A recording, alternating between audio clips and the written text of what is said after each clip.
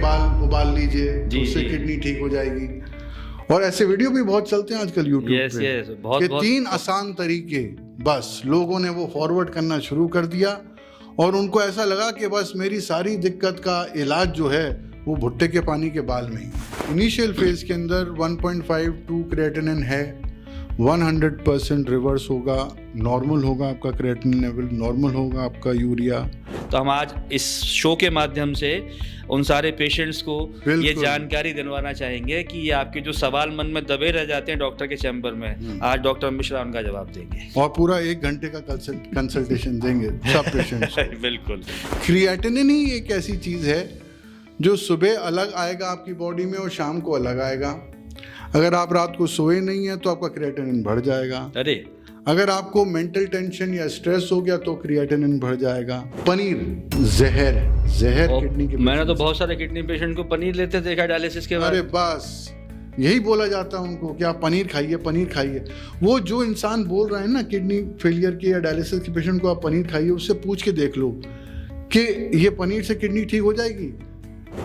You have any idea? चीज दुनिया की सबसे जहरीली, हैवी और नुकसानदायक चीज है किडनी के लिए। जिम जाते हैं, प्रोटीन शेक्स के एडिक्ट हो जाते हैं। मतलब पूरी तैयारी है किडनी खराब करने की बचपन से 100%।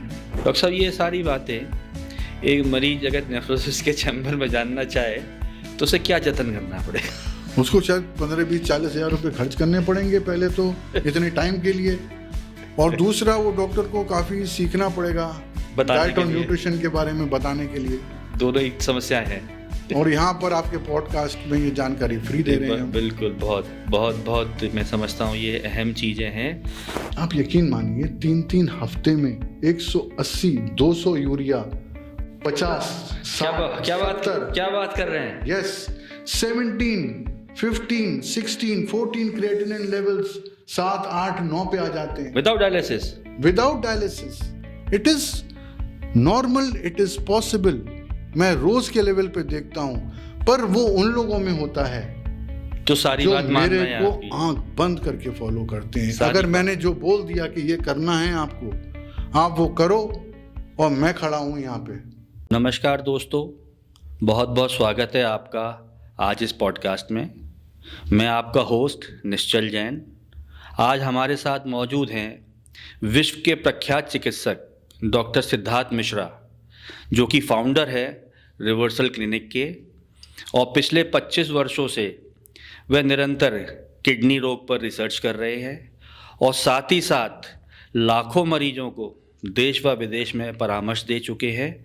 वह सफल किडनी रोग का इलाज निरंतर कर रहे हैं। उनका मानना है कि किडनी रोग को किसी भी स्टेज में रिवर्स किया जा सकता है, लेकिन उसके लिए उनके द्वारा बताई गई सारी चीज़ों को फॉलो करना होगा। और ऐसा करने के लिए कोई बहुत बड़ी ताकत नहीं चाहिए, उनका मानना है। इसमें कुछ ऑल्टरनेटिव मेडिसिन्स हैं, कुछ घरेलू उपाय हैं, डाइट है, लाइफस्टाइल है। अगर आप उन सब चीज़ों को फॉलो करते हैं तो निश्चित रूप से आप इस बीमारी को जीत सकते हैं। साथ ही साथ आज हम उनसे कुछ किडनी के बारे में जो भ्रांतियां होती हैं वो डिस्कस करेंगे और उन्हें तोड़ेंगे। तो आइए स्वागत करते हैं डॉक्टर सिद्धार्थ मिश्रा जी का। डॉक्टर साहब, बहुत बहुत स्वागत है आपका इस शो में। नमस्कार जी, थैंक यू फॉर इनवाइटिंग मी।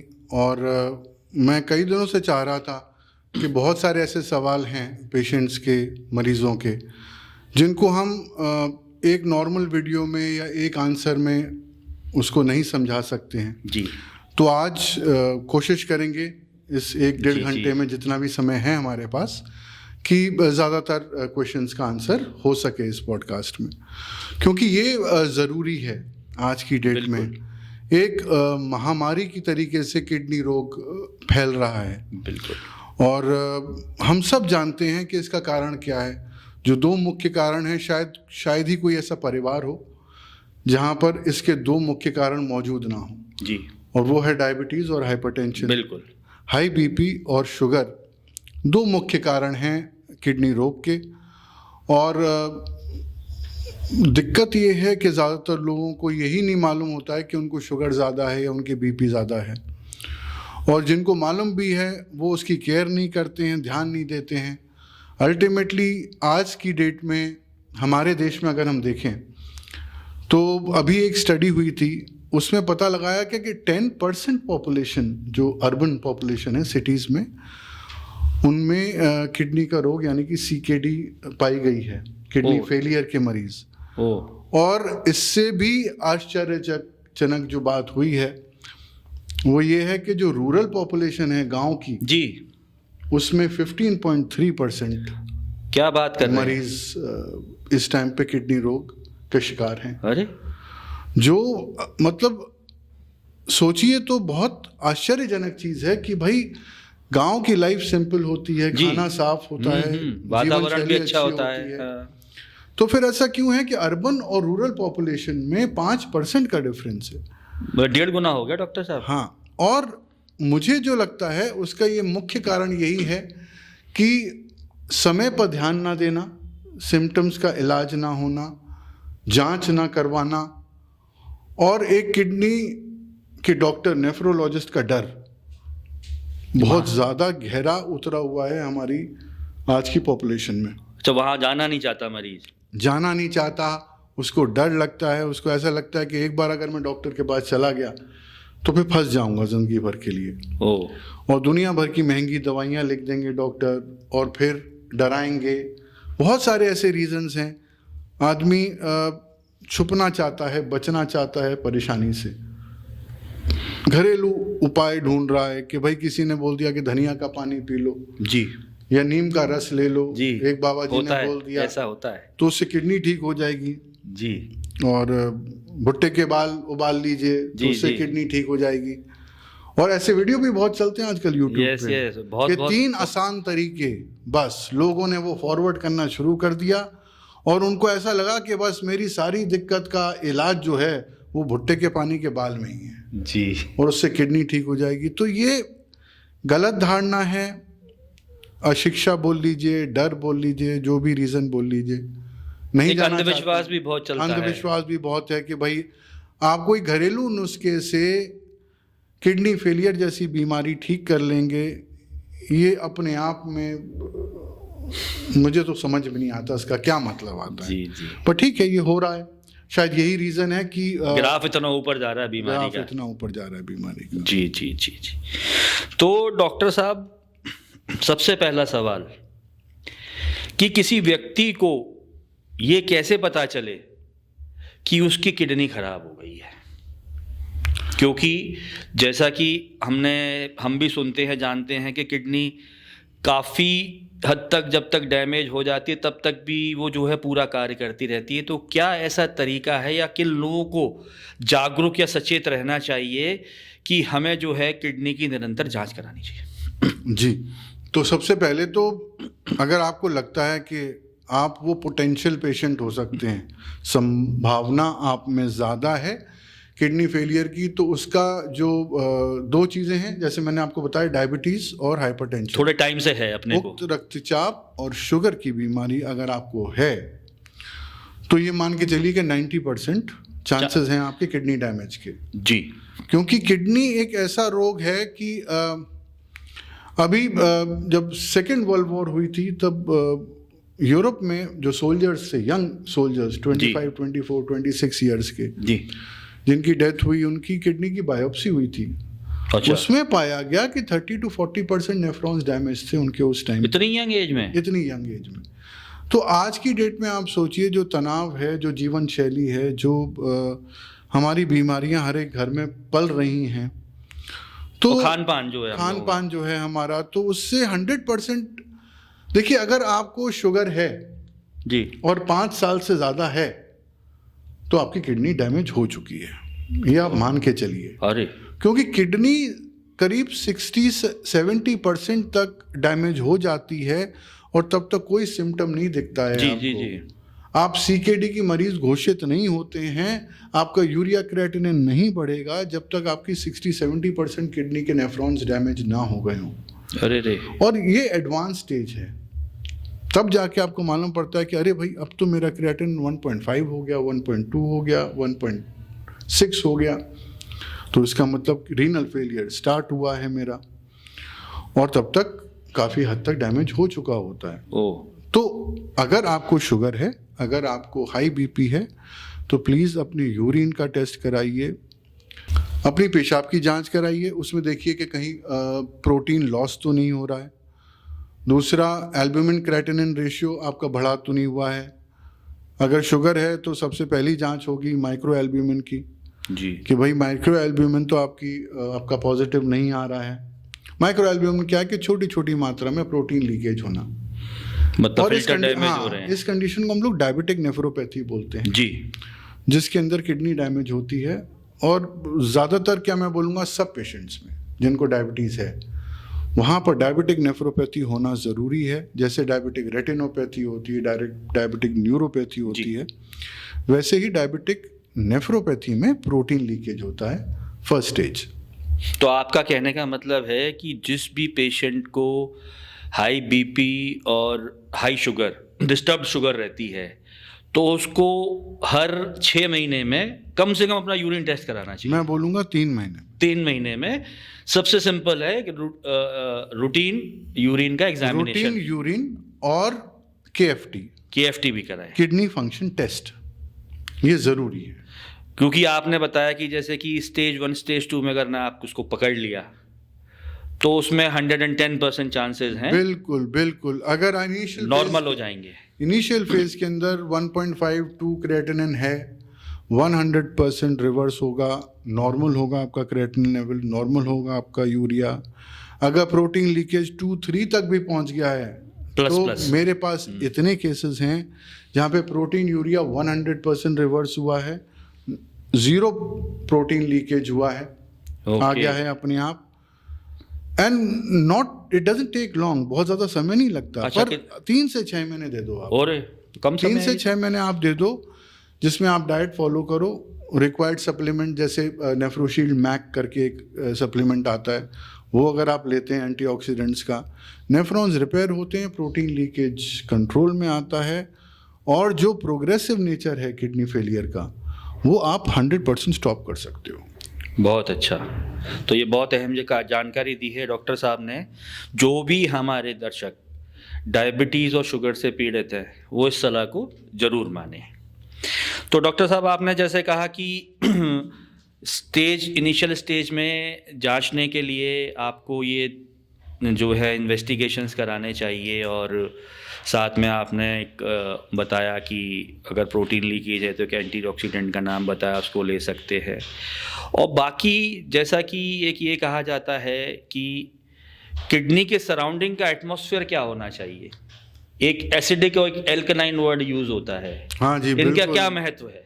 बिल्कुल, क्योंकि किडनी फेलियर है, किडनी आपका फिल्टर है शरीर का जी। और अगर फिल्टर ढंग से काम नहीं कर रहा है जी। तो एसिड और नाइट्रोजनस वेस्ट जमा होगा।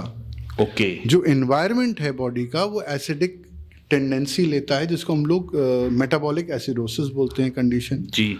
और उसको ठीक करने के लिए, या मैं बोलूँगा शायद पहली दवाई जो एक नेफ्रोलॉजिस्ट लिखता है जब पेशेंट आता है उसके पास, इनिशियल स्टेजेस में भी या इवन एडवांस स्टेजेस में भी, तो जो पहली दवाई वो नेफ्रोलॉजिस्ट लिखता है वो होती है जैसे एल्काटैब DS। अब एल्काटैब DS क्या है? Alkaline tablet. Okay. Alkaline tablet मतलब सोडियम बाइकार्बोनेट। पहली दवाई, सबसे सिंपल दवाई जो हर एक नेफ्रोलॉजिस्ट लिखेगा वो होगी सोडियम बाइकार्बोनेट, चाहे वो नोडोसिस, चाहे वो सोबिसिस के नाम से लिख रहा है, चाहे वो एल्काटैब DS के नाम से लिख रहा है। Sodium bicarbonate is perhaps the first basic preparation. इसको तो लेना शुरू कर ही दे बिना एडवाइस के। बिल्कुल, क्योंकि इसका काम तो कोई बॉडी का जो अंदर का एटमॉस्फेयर उसको एल्कलाइन करने का होता है। बिल्कुल। और ये इसलिए ज़रूरी है कि जो एसिडिक एनवायरनमेंट है उसको वो काउंटरैक्ट करती है, न्यूट्रलाइज कर देता है। कई स्टडीज़ के अंदर initial stages of urea and creatinine increase भी इससे कम होते हैं, सप्रेस हो जाता है, सप्रेस हो जाते हैं एल्काटैब DS से या सोडियम बाइकार्बोनेट से। तो पहली दवाई तो वो है।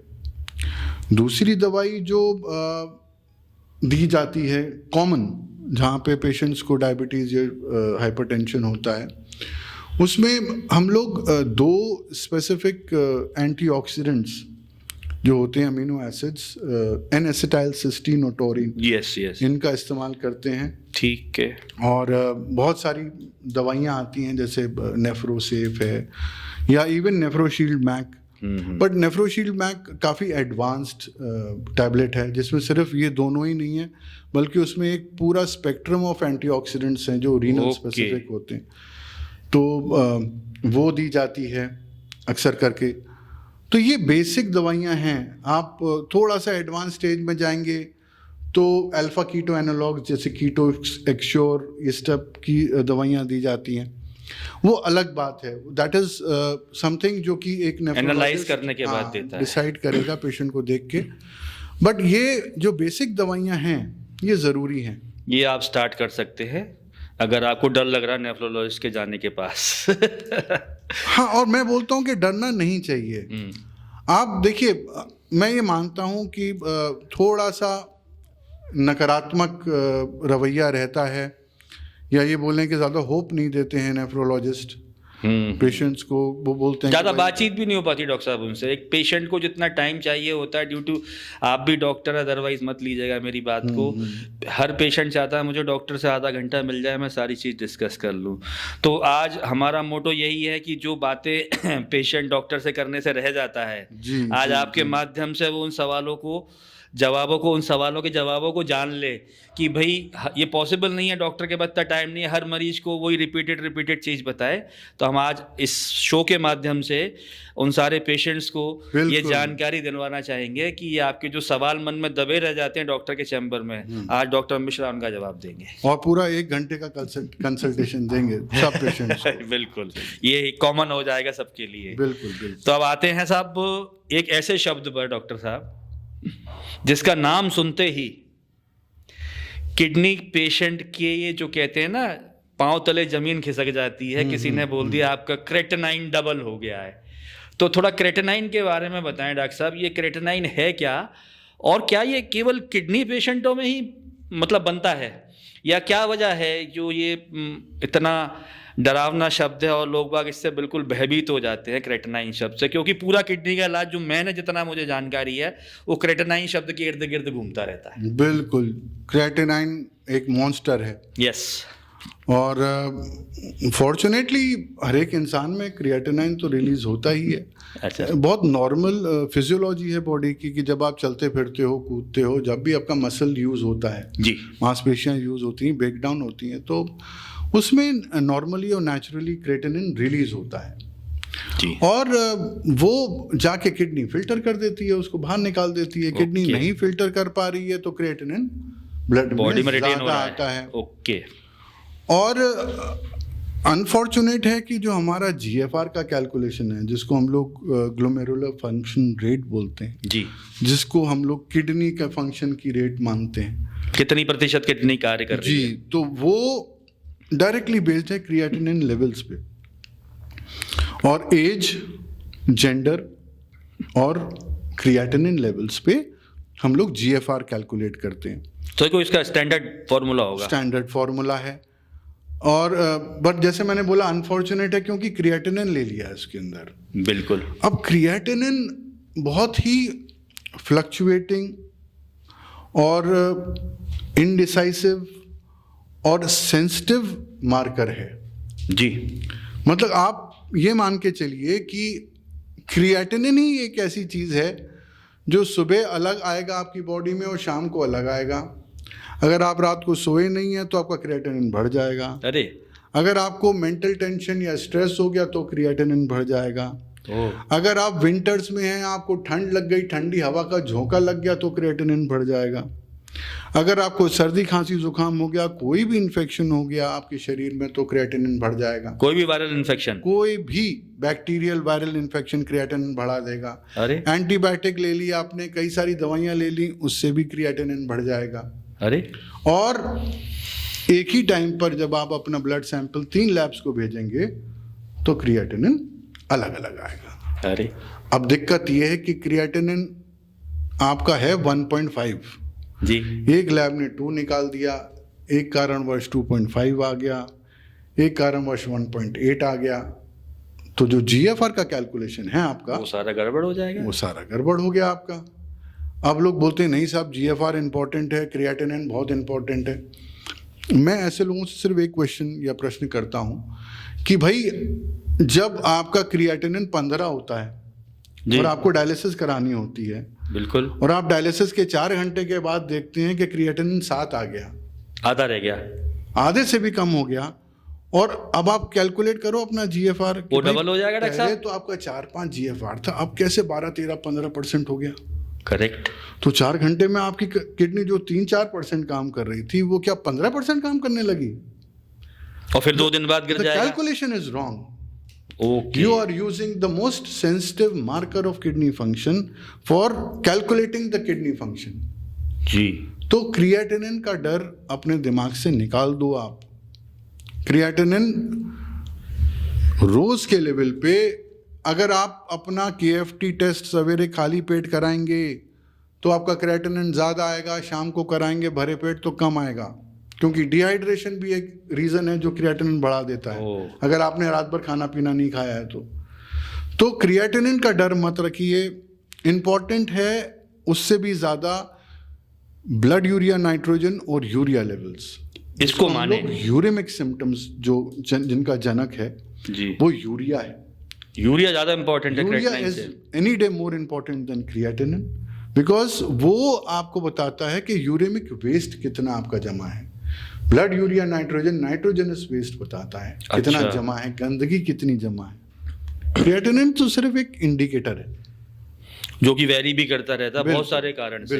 तो डॉक्टर साहब आपने ये बहुत ही महत्वपूर्ण जानकारी दी है। मेरे हिसाब से ये कोई भी मरीज अपने नेफ्रोलॉजिस्ट से नहीं ले पाता होगा। ये तो हमको भी, हमें आपके सारे वीडियोस वगैरह देखता हूँ और भी जब कभी भी मौका लगता है जानकारी का, ये जानकारी तो हमको भी नहीं पता थी कि क्रिएटिनिन को इतना महत्व नहीं देना चाहिए, क्योंकि पूरी साइंस जो हमने देख रखी है जो एलोपैथी में चलती है वो पूरी क्रिएटिनिन के इर्द गिर्द है जी। तो आपने ये भ्रांति दूर की, ये बहुत ज़रूरी चीज़ थी। अच्छा अब डॉक्टर साहब एक कंट्रोवर्सी है बहुत बड़ी जिसमें बेचारा मरीज पिस जाता है कि वो किस मेडिकल साइंस या किस पैथी को फॉलो करे, क्योंकि सब एक दूसरे को कॉन्ट्राडिक्ट करती हैं। ये आप भी जानते हैं, एलोपैथी वाले कहते हैं ये मत करो, वो कहते हैं उनके पास कुछ नहीं है, तो बेचारा मरीज कहाँ जाए। और जैसा कि मैंने आपके वीडियो में सुना भी है, आप सबको साथ लेके चलते हो, तो थोड़ा सा इस पर प्रकाश डालें। बिल्कुल बिल्कुल, आप जिस तरह से संसार को देखोगे वैसा ही नजर आएगा। बिल्कुल। और जिस कलर का चश्मा पहनेंगे उस कलर से संसार नजर आएगा। तो ये तो रियलिटी है मनुष्य के जीवन की भी। और हाँ, ये देखिए आपका बैकग्राउंड क्या रहा है एज अ डॉक्टर, चाहे आप एक होम्योपैथ डॉक्टर हैं, चाहे आप एक एलोपैथिक डॉक्टर हैं, चाहे आयुर्वेदिक डॉक्टर हैं, तो आपकी जो टीचिंग है, जो आपको सिखाया जाता है मेडिकल कॉलेज में, वो ही गवर्न करती है या शेप करती है आपकी सोच को। अब अगर आप एक नेफ्रोलॉजिस्ट को लेके चलो तो एक नेफ्रोलॉजिस्ट को बाय ट्रेनिंग या बाय स्टडी ये समझाया जाता है कि kidney failure is ultimate, non reversible. Okay. Nephrons regenerate नहीं करते हैं।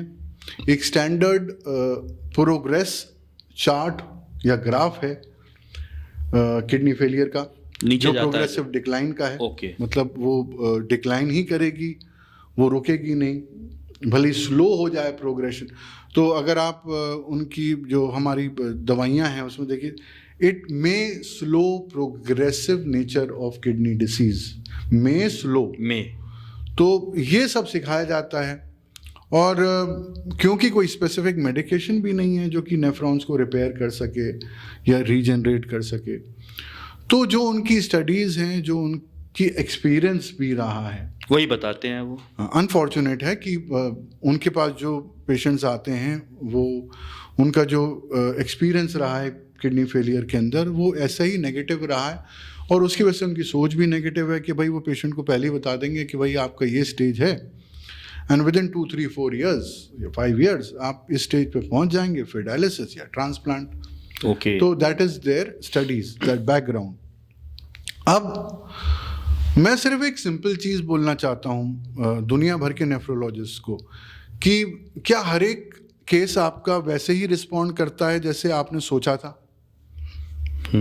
आई थिंक अगर आप 10 केसेस ऐसे देखते हैं जिनमें आपने सेम मेडिकेशन दिया है और सेम GFR लेवल्स हैं या क्लिनिकल स्टेटस है पेशेंट का, तब भी 10 के 10 पेशेंट्स का जो प्रोग्रेस है या रिस्पॉन्स है वो सेम नहीं रहता है, वो वेरी करता है। और उसमें बहुत सारे फैक्टर्स हैं जी जो इसको इन्फ्लुएंस करते हैं या गाइड करते हैं कि आपका रिस्पॉन्स कैसा रहेगा ट्रीटमेंट के ऊपर। कुछ पेशेंट्स ऐसे हैं जो कि लापरवाह हैं, उनका ऑब्वियस है कि भाई डिग्रेड होना है, किडनी फेल होनी है। कुछ जागरूक हैं, कुछ सेंसिटिव हैं, कुछ अवेयर हैं, तो डेफिनेटली वो प्रोएक्टिवली ऐसी स्टेप्स लेते हैं कि उनकी किडनी डिक्लाइन ना करे। तो ये सब परसेप्शन पे डिपेंड करता है। बट मेरा ये मानना है कि एक इंटीग्रेटेड अप्रोच के लिए ओपन रहना चाहिए हर एक नेफ्रोलॉजिस्ट को, जहाँ पर आप ऑल्टरनेटिव मेडिसिन को शामिल करें, diet and food as medicine को सबसे ज़्यादा इम्पोर्टेंस दें, और अगर कोई ऐसी थेरेपी या होम रेमेडीज़ या लाइफस्टाइल चेंजेस हो सकते हैं जो किडनी के प्रोग्रेसिव नेचर को स्टॉप कर सकें और उसको रिवर्स कर सकें, तो I believe that you should be open to that dialogue and that understanding. और मेरा ये मानना है अपने पर्सनल एक्सपीरियंस में कि बहुत सारे केसेस इसलिए भी डिक्लाइन करते हैं कि जो रेगुलर किडनी डॉक्टर्स हैं, नेफ्रोलॉजिस्ट हैं, वो उनके पास इतना टाइम नहीं रहता है ध्यान देने का। दूसरा, वो फूड को इम्पोर्टेंस नहीं देते हैं। मतलब अभी कुछ दिनों पहले एक बच्ची थी, मुस्लिम कम्युनिटी सी थी, और she must be around 18-19 years old. उसका जनवरी में क्रिएटिनिन 2.5 था। फिर उसने मेरे को 3-4 रिपोर्ट्स भेजी अपनी। जनवरी में 2.5, फिर मार्च के अंदर 3.6, फिर जुलाई के अंदर 7.8।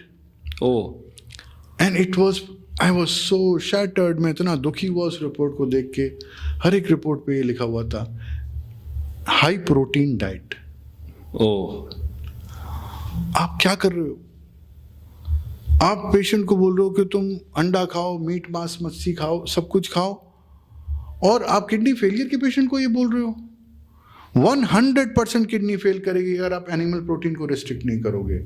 मैं चैलेंज कर सकता हूं दुनिया के हर एक नेफ्रोलॉजिस्ट को कि आप अलाउ करो एनिमल प्रोटीन इनटेक, और मुझे प्रोग्रेसिव नेचर को रोक के बता दो किडनी का। वाह। Animal protein is a very heavy, dense, big molecule. वो इतना बड़ा होता है कि किडनी फिल्टर्स उसको नहीं फिल्टर कर सकती हैं, वो डैमेज करेगा। फिर वो एनिमल प्रोटीन मतलब क्या?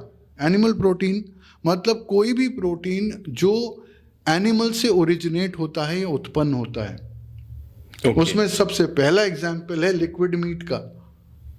लिक्विड मीट क्या होता है डॉक्टर साहब? दूध। कहाँ से आता है दूध? गाय से या भैंस से आता है ना। तो गाय जानवर से ही तो निकल रहा है वो। जी। जानवर के शरीर का ही तो एक भाग है। लिक्विड तरल भाग है शरीर का। तो जो दूध है या दूध से बने पदार्थ, पनीर जहर है। जहर किडनी के। मैंने तो बहुत सारे किडनी पेशेंट को पनीर लेते देखा डायलिसिस के बाद। अरे बस यही बोला जाता है उनको कि आप पनीर खाइए, पनीर खाइए। वो जो इंसान बोल रहा है ना किडनी फेलियर के या डायलिसिस के पेशेंट को आप पनीर खाइए, उससे पूछ के देख लो कि ये पनीर से किडनी ठीक हो जाएगी। नहीं, पनीर से किडनी ठीक नहीं होगी, पर पनीर जरूरी है। कमजोरी के लिए दे रहे। कमजोरी के लिए दे रहे। तो एनिमल प्रोटीन इनटेक, चाहे वो मिल्क हो या कोई भी मिल्क प्रोडक्ट हो, चीज, यू हैव एनी आइडिया? चीज दुनिया की सबसे जहरीली, हैवी और नुकसानदायक चीज है किडनी के लिए। चीज तो लोग बड़े शौक से खाते हैं। Potential renal acid load is above 30। My God. आप गूगल कीजिए, सर्च कीजिए, पोटेंशियल रीनल एसिड लोड हर एक खाने का तय है पहले से। पता लगाया गया है। अगर किसी चीज का सबसे ज्यादा लोड है किडनी पे तो वो चीज का है। पिज़्ज़ा बंद, बर्गर पिज़्ज़ा बंद। मतलब आप सोचिए, आपके बच्चे हाँ वो तो बहुत चीज़ खाते एडिक्ट हैं। हैं, हाँ बिल्कुल है। पेप्सी एडिक्ट हैं, हाँ है। उसके बाद थोड़े बड़े होते हैं, जिम जाते हैं, प्रोटीन शेक्स के एडिक्ट हो जाते हैं। ओ ठीक है। मतलब पूरी तैयारी है किडनी खराब करने की बचपन से ही। 100%। तभी ये कारण है शायद इतने मरीज बढ़ते चले जा रहे हैं। 5 साल पहले कितने डायलिसिस सेंटर थे हमारे शहर में? आप बताएं डॉक्टर साहब, हमें नहीं पता। गिन से ढूंढने से नहीं मिलते थे। हाँ 10 साल पहले शायद ही पूरे शहर में 1 या 2 हो। आज अब तो हर एक अस्पताल जगह, में, हर एक अस्पताल, हर अस्पताल में, और फुल रहता है, वेटिंग चलती कोई है। किसी को समझ में नहीं आ रही ये बात। इट इज आपकी जिंदगी नर्क से भी ज्यादा बदतर हो जाती है जब आपकी किडनी फेल करती है और आपको डायलिसिस हफ्ते में 1 या 2 बार या 3 बार कराना होता है। आप कहीं जाने कितने लायक, पेनफुल होता है। जाने लायक नहीं रहते हो। 40-50 हजार रुपए महीने के आपके कहीं नहीं गए इलाज में, डायलिसिस कराने में, and life becomes bad. Just आप रियलाइज नहीं कर रहे हो, आप देख नहीं रहे हो कि लास्ट 5 से 10 साल में कितने डायलिसिस के सेंटर बढ़े हैं। अगर डायलिसिस के सेंटर्स बढ़ रहे हैं, इसका मतलब किडनी फेलियर के पेशेंट बढ़ रहे हैं। एंड उसका रीजन क्या है? आपके सामने है, बचपन से लेकर और जब तक आप एडल्टहुड नहीं हो जाते हो। फूड स्टाइल देख लो अपनी, टोटली बैड, टोटली बैड। बड़ा शॉकिंग है साहब ये जानना कि आदमी को पता भी नहीं है कि ये डेयरी प्रोडक्ट्स और ये सब इतना हार्मफुल है। लोग बड़े मज़े से नॉन वेज और वो खा रहे हैं, बीइंग अ पेशेंट, और जान भी रहे हैं मेरी किडनी खराब है, लेकिन अवेयरनेस नहीं है उनको। फिर बाद में परेशान हो रहे हैं कि अब क्या किया जाए, क्या किया जाए। सो डॉक्टर साहब, कमिंग टू डाइट, जो आपके ट्रीटमेंट का बहुत ही बड़ा भाग है और उसको आप अपने वीडियोस में बहुत एम्फसाइज कर चुके हैं और जिनको बहुत ज़्यादा लाइक्स भी मिले हैं और आपकी बहुत तारीफ़ें भी हुई हैं, तो थोड़ा सा हम आपसे ये जानना चाहेंगे कि डाइट के बारे में 5-10 मिनट आप हमारे जितने भी व्यूअर्स हैं बिल्कुल उनको जरा ये बता दे कि क्या चीज़ सबसे ज़्यादा एम्फसाइज ये करें, क्या चीज़ छूनी नहीं है और क्या ले सकते हैं, वो तो अपने आप फिल्टर आउट हो जाएगा। बिल्कुल बिल्कुल। देखिए, मैं बहुत सौभाग्यशाली हूँ कि हज़ारों पेशेंट्स जिन्होंने मेरी डाइट फॉलो करी, दवाई छोड़ दीजिए, अच्छा, बिना दवाई के सिर्फ डाइट फॉलो करी उन्होंने, इतने अमेजिंग रिजल्ट्स। मेरे को थैंक यू के मैसेजेस आते हैं, डॉक्टर साहब मैं आपकी डाइट फॉलो कर रहा हूँ 3 महीने से, 6 महीने से, देखिए मेरे रिजल्ट। कितनी खुशी महसूस होती है जब आप ये देखते हैं कि हाँ, कुछ तो लोग हैं इस दुनिया में जो अपनी अकल को थोड़ा सा साइड में रखकर, सिर्फ विश्वास रखकर एक चीज़ को फॉलो करते हैं और फिर उनको अमेजिंग रिजल्ट्स मिलते हैं।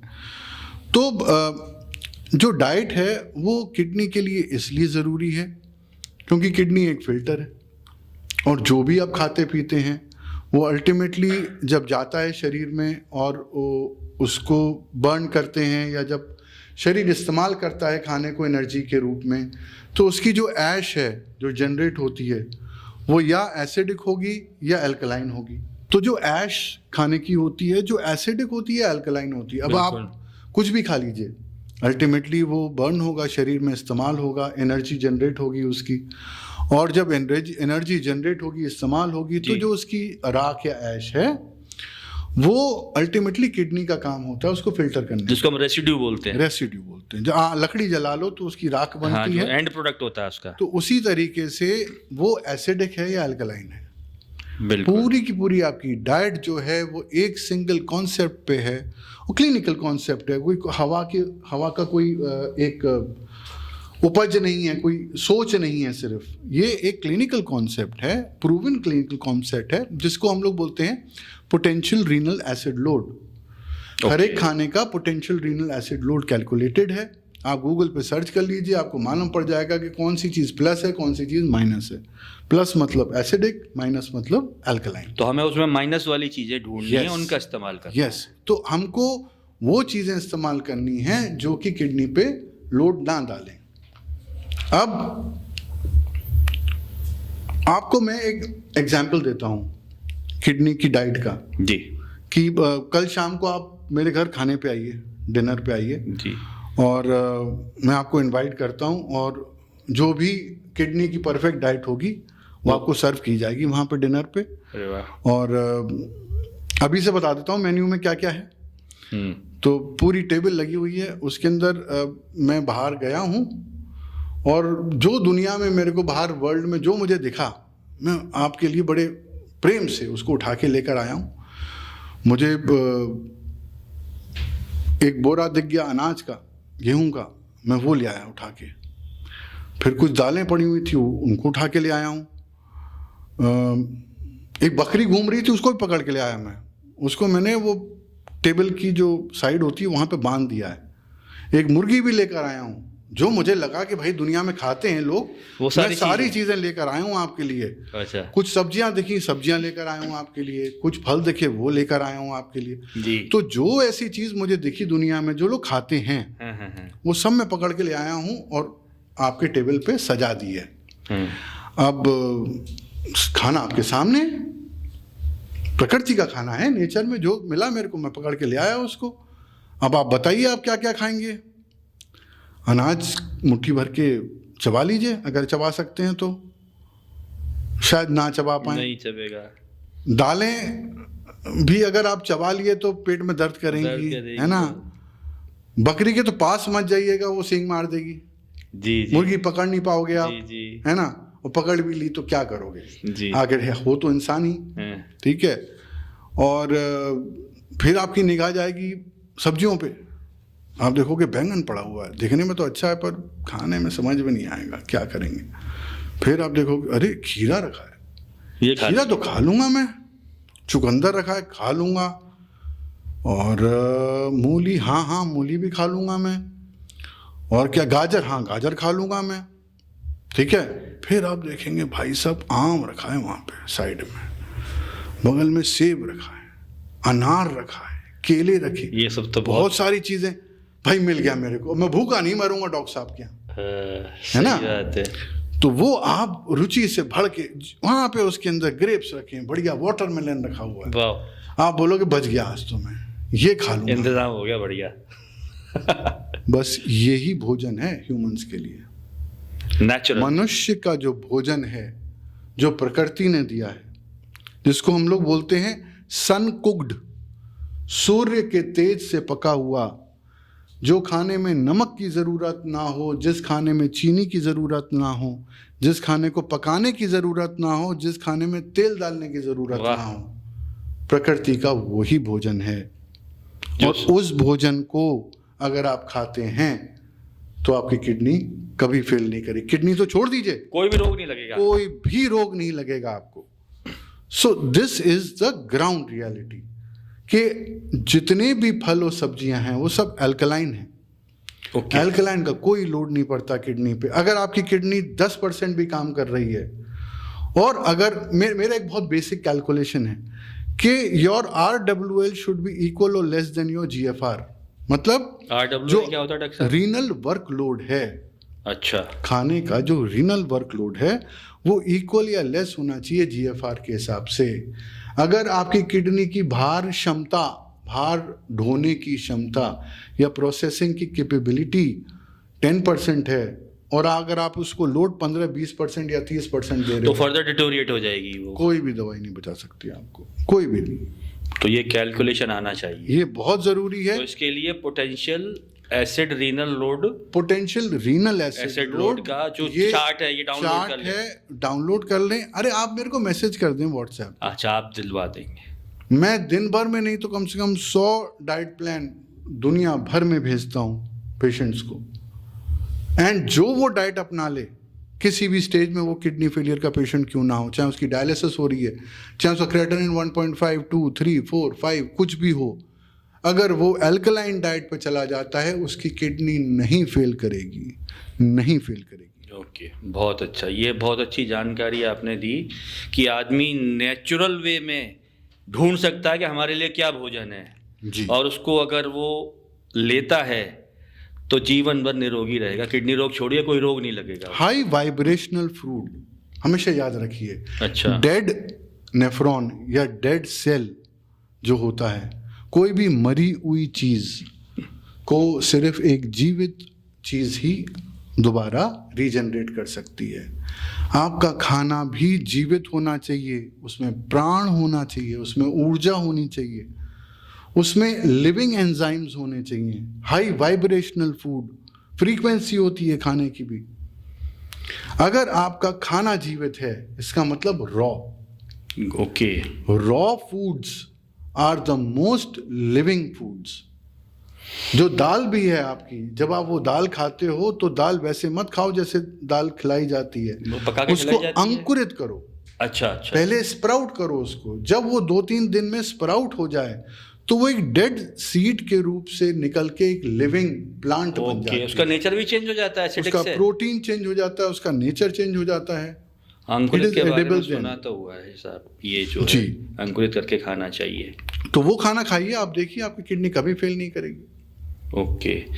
और एक चीज़ और हमने आपके वीडियोस में सुना है, आप गेहूं यानी वीट को बड़ा क्रिटिसाइज करते हो। बहुत क्रिटिसाइज करते हैं, क्योंकि वो वही वीट ही नहीं है जो 50 साल पहले था। अच्छा। हमारे देश में अनाज का अकाल पड़ा, एक समय था, 60s था शायद, इसी टाइम पे था, ग्रीन रेवोल्यूशन हुआ। अफ्रीका से जेनेटिकली मॉडिफाइड वीट मंगाई गई, ट्रिटिकम की एक वैरायटी थी। ओके। छोटा प्लांट था, ज़्यादा यील्ड देता था, ज़्यादा उपज थी उसकी। ज़्यादा उपज थी क्योंकि पॉपुलेशन बढ़ रही थी, डिमांड ज़्यादा थी। ऊपर से रिसेंट पास्ट में क्या हुआ कि ग्लाइकोफॉस्फेट की छिड़काव होने लगा वीट पे, तो that's a pesticide to prevent the plant from getting damage. हाँ, तो उसकी वजह से क्या हुआ कि एलर्जीज और इन्फ्लेमेशन होना शुरू हुआ लोगों में। Wheat was not bad. अब आज की डेट में भी जो लोग चाहते हैं, जो लोग बोलते हैं साहब हमको वीट खाना है, तो मैं उनको बोलता हूँ भाई MR वीट लो, या खपली गेहूं जिसको बोलते हैं। हाँ, उसका आटा लेना चाहिए। हाँ, स्टोन ग्राउंड, आप वो इस्तेमाल कर लो। उसमें ग्लूटेन उतना नहीं होता जितना आज की वीट में है, एंड उसका जो प्रोटीन है वो भी इम्प्रूव्ड है। तो पुराना वीट में MR या खपली वीट जो है वो इस्तेमाल कर सकते हैं। But basic reason for that is जो ग्लूटेन है वो इन्फ्लेमेशन कॉज करता है हमारे शरीर में, और इन्फ्लेमेशन, क्रॉनिक इन्फ्लेमेशन शायद 90% लोगों के अंदर बीमारी का जनक है। वहाँ पे वो ऐड करता है, प्लस फाइबर नहीं है। वजन भी बढ़ाता होगा ये। वजन भी बढ़ाता है, फाइबर नहीं है। तो अगर मैं कोई बोलूं कि कंपैरिजन करें, तो वीट और मिलेट्स में अगर कंपैरिजन करें तो मैं तो बोलूंगा भाई मिलेट्स लो। हाँ, मिलेट्स को आप बहुत ज़्यादा वैल्यू देते हो। Because millets has very high fibre, okay, plus it is alkaline in nature, oh, it is not acidic like wheat. तो क्योंकि वो एसिडिक ज़्यादा नहीं है, वो अल्कलाइन ज़्यादा है, फाइबर ज़्यादा है, सफाई में ज़्यादा अच्छा काम आता है, यूरिक इजीली डाइजेस्ट हो जाता होगा शायद। डाइजेस्ट भी हो जाता है। हल्के हल्के आप उसको इंट्रोड्यूस करो। वैरायटी ऑफ मिलेट्स हैं, रागी, बाजरा, ज्वार, मकई। 5 पॉजिटिव मिलेट्स हैं, kodo millet, foxtail millet, little millet. तो मिलेट्स की वैरायटी बहुत है, आप उनको इस्तेमाल करो। पॉरेज की तरह से इस्तेमाल करो, जैसे आपने रात भर भिगा लिया, ओके, फिर उसको इस्तेमाल किया, या अम्बली जिसको हम लोग फर्मेंटेड मिलेट बोलते हैं, बहुत अच्छी चीज़ है। अम्बली के बारे में भी आपका वीडियो मैंने देखा। बहुत ही सुंदर चीज़ है। अगर कोई डायलिसिस का पेशेंट है जी, और वो दिन में एक बार अम्बली खाता है, जिसको हम लोग सोक करके उसको फर्मेंट करके बनाते हैं, और उसका स्वीट पॉरेज बना लेता है फ्रूट्स वूट्स डाल के उसके अंदर, तो वो जो काम करता है सफाई में, it is like dialysis with food. Very good. इतना अच्छा चीज़ है वो, तो वो आप इंट्रोड्यूस कर सकते हो। प्लस डेफिनेटली डायलिसिस का डाइट प्लान अलग रहेगा, CKD का इनिशियल स्टेज का अलग डाइट प्लान होता है, मिडिल स्टेज का अलग होता है, definitely depending on the patient patient situation, क्या किस कंडीशन का पेशेंट है। मैं बिल्कुल भेज दूंगा। हाँ, वो जो भैया जिन लोगों को भी ज़रूरत हो तो आप डॉक्टर साहब के नंबर पर व्हाट्सएप करके डाइट प्लान पा सकते हैं। उसमें डॉक्टर साहब ने वीट बिल्कुल रिस्ट्रिक्ट किया है। अगर यूज़ करना है तो MR या खपली वीट या मिलेट्स यूज़ करें, और सोक करके यूज़ करें, ज़्यादा बेटर है। और अम्बली के रूप में यूज़ करें तो बहुत ही ज़्यादा अच्छा है। तो ये भी एक बहुत अहम जानकारी है जो डॉक्टर साहब ने हमको दी है। अब डॉक्टर साहब बढ़ते हैं, जो पेशेंट्स जिनका क्रेटिनाइन 6-7 पहुंच गया है, या तो कारण उसका ये हो सकता है उनको लेट पता चला, कारण हो सकता है नेग्लिजेंस रहा, कारण हो सकता है कि वो जिस मेडिकल साइंस को फॉलो कर रहे थे वो असमर्थ रहे और उनके फेलियर को रोकने के लिए अब उनको डायलिसिस बोल दिया गया है।